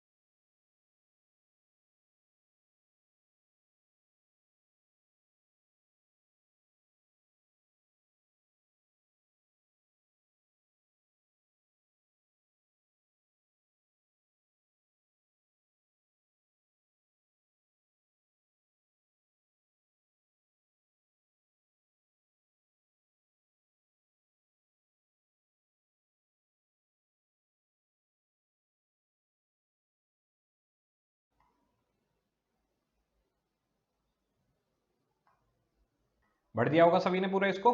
आ जाइए जल्दी से मेरे साथ में, जिन्होंने नहीं लिखा हो। ये आ गया 20 रुपीज। देखना कोई गलती तो नहीं करी है, वैसे गलती करी नहीं होगी आप लोगों ने, मुझे पक्का यकीन है। ये 20 रुपीज आ गया, 96,000 इंटू 20, 19,20,000। ओके, और 20 रुपीज में 2% कम कर दो, ये हो गया 19.6 इंटू 96,000 किलोग्राम, 18,81,600। ऑर्डर्स पे आते हैं। 96,000 किलोग्राम परचेज करना है, 8,000 किलोग्राम परचेज करके राउंड ऑफ आएगा इसका जी। 12 ऑर्डर्स आ रहे हैं, एक ऑर्डर की कॉस्ट है हमारे पास 1000, तो ये आपके पास हो गया 12,000 रुपीज। ओके, यहां पर आपको बोला ही है क्वार्टरली ऑर्डर देने, तो सीधे 4 ऑर्डर्स लिख सकते हो। 4 ऑर्डर लिखना या 96,000 को 24,000 से डिवाइड करना एक ही बात है। 1000, ये आ गया जी 4,000 रुपीज। इसके बाद में half of ROQ 8,000 into 20 rupees का 15%, तो 8,000 डिवाइड बाई 2 इंटू 1 इंटू 3, ये आ गया 12,000। और अब सामने वाले में half of 24,000 multiply by 20 rupees नहीं, 19.6 रुपीज, इसका 15% लेना है। आप समझ रहे हैं, ये गलती वाला एरिया, यहां गलती हो सकती है, कुछ बच्चों ने करी भी होगी। 24,000 divide by 2 into 19.6 into 15%, 35,280 rupees. Ajay total करते हैं, 1920 12 19,44,000 तो आ गया EOQ मॉडल पर अगर आप चलते हो तो। और इस पर आ गया 19,20,880।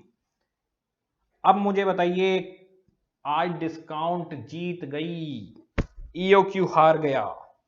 तो डिस्काउंट अगर होगी तो ईओक्यू हार सकता है, चेक करना पड़ेगा। Yes sir. क्या हमेशा ईओक्यू हारेगा? नहीं। क्या हमेशा ईओक्यू जीतेगा? नहीं। कोई भी जीत सकता है, कोई भी हार सकता है। Company should accept discount offer. बहुत बढ़िया। Having lower total cost. बहुत बढ़िया, बहुत बढ़िया। खुद से कराया आप सभी ने, कॉन्फिडेंस आया होगा। Working note, sir working note किस चीज का? सारा क्वेश्चन तो हो गया, भूल गए?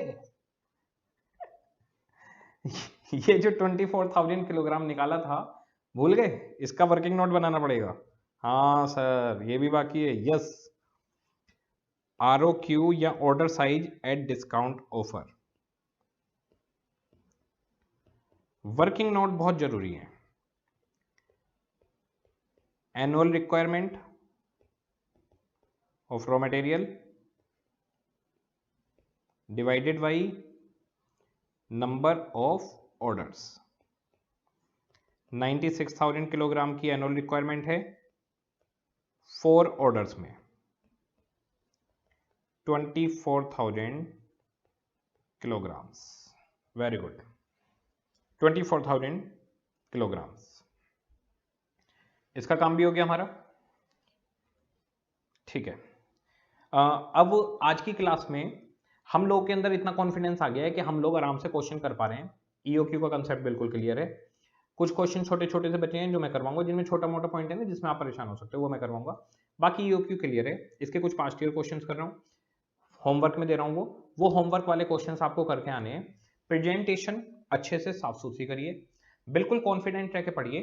कहीं भी अटकते हैं तो घबराने की कोई जरूरत नहीं है। कंसेप्ट समझा हुआ है तो कॉस्टिंग आसान है। नमित अरोड़ा क्लासेज में पढ़ रहे हो तो कॉस्टिंग आसान है। ईओक्यू आप लोगों के डीएनए में इस तरीके से चला जाएगा, कॉस्टिंग इस तरीके से चला जाएगा कि जब आपके बच्चे पैदा होंगे ना, तो वो मम्मी पापा उआ नहीं करेंगे, वो कहेंगे EOQ EOQ, ordinary cost, carrying cost, equal equal. ये ऐसा डीएनए में जाएगा तुम लोगों के कि तुम लोगों के बच्चे ऐसे बोलेंगे।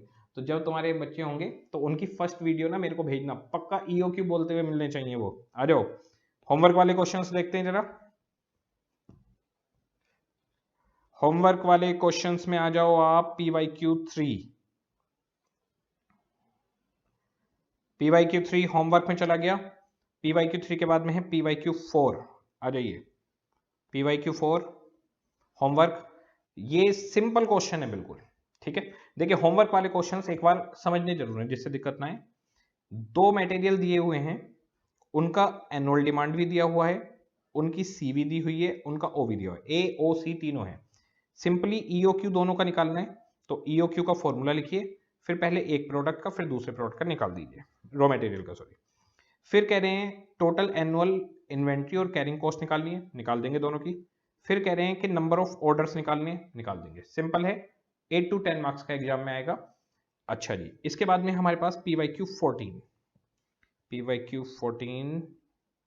11 12 13 14। PYQ14 आपके पास एकदम सिंपल क्वेश्चन है, इसको हम लिखते हैं laddu question. Laddu question homework में है। क्वेश्चन के अंदर मटेरियल का ए दिया गया है, उसका प्राइस दे दिया गया, स्टोरेज कॉस्ट 20% है, प्राइस का निकाल देंगे 20%, सी आएगा। ऑर्डरिंग कॉस्ट ओ है। आपको सिंपली सिर्फ ईओक्यू निकालना है, बहुत ही ज्यादा लड्डू। 15 16 17 हो गया। अब हमारे पास 25, question number 25। Question number 25 homework. ये BQ7 और PYQ20 इनका सेम क्वेश्चन है। पहले ईओक्यू निकलवाएगा, फिर 5% डिस्काउंट दे रहा है, तो डिस्काउंट को एक्सेप्ट करें या ना करें, इस चीज के लिए पूछ रहा है। सिंपल है। इसके अंदर एक पॉइंट है री ऑर्डर लेवल, इसको आप छोड़ देना। अभी ये हम नेक्स्ट क्लास में सीखेंगे कि भाई री ऑर्डर लेवल वगैरह क्या होते हैं, तो इसको छोड़ देना, बाकी निकाल देना। तो आप लोग ईओक्यू और डिस्काउंट ऑफर एक्सेप्ट करें या ना करें, ये 2 चीजें इसके अंदर करेंगे।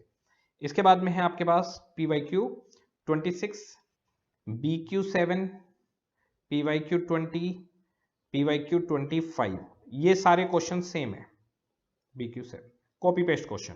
होमवर्क वही पहले EOQ निकालने के लिए कहेगा, फिर कहेगा डिस्काउंट ऑफर को एक्सेप्ट करें या ना करें। इसके बाद में हमारे पास PYQ29, PYQ29 होमवर्क, ये PYQ17 का भाई है। इसके अंदर फिनिश गुड्स की क्वांटिटी दी है 4000 क्वार्टरली, तो क्वार्टरली अगर फिनिश गुड्स है तो एनुअली कितना होगा, तो 4 क्वार्टर्स, 16000 हो गया फिनिश गुड्स। कह रहे हैं 2 किलोग्राम रॉ मटेरियल लगेगा एक यूनिट बनाने में, तो 2 kg लगेगा, तो 32000 kg हो गया रॉ मटेरियल, ये ए हो गया हमारे पास। फिर कह रहे हैं ऑर्डरिंग कॉस्ट 40 है, 50 रुपीज का मटेरियल है और 2 और 6% स्टोरेज और इंटरेस्ट, तो सी हो जाएगा 8% ऑफ 50। ठीक है। फिर कह रहे हैं लीड टाइम फॉर प्रोक्यूरमेंट, वो इरेलीवेंट है। कह रहे हैं इकोनॉमिक ऑर्डर क्वांटिटी निकालो, एनुअल इन्वेंट्री कॉस्ट निकालो। एनुअल इन्वेंट्री कॉस्ट में purchase plus ordering cost plus carrying cost. ये हमारे पास क्वेश्चंस हो गए होमवर्क वाले। अब आराम से होमवर्क करना। होमवर्क करने में आपको मेरे हिसाब से आधा घंटा लगेगा, तो अभी क्लास के बाद तो थोड़ा सा ब्रेक ले लेना। होमवर्क करना आराम से, सारे क्वेश्चन बन जाएंगे, कोई नहीं अटकेगा। सारे क्वेश्चन की प्रेजेंटेशन एकदम बढ़िया करनी है। होमवर्क किसी अलग कॉपी में नहीं करने, जो प्रैक्टिकल वाली कॉपी है उसी में आप आराम से होमवर्क करिएगा। फर्स्ट क्लास और सेकंड क्लास में जितना भी आपको पढ़ाया है उस सब की रीडिंग करके फिर नेक्स्ट क्लास लेंगे। ओके जी, सबको टाटा बाय बाय।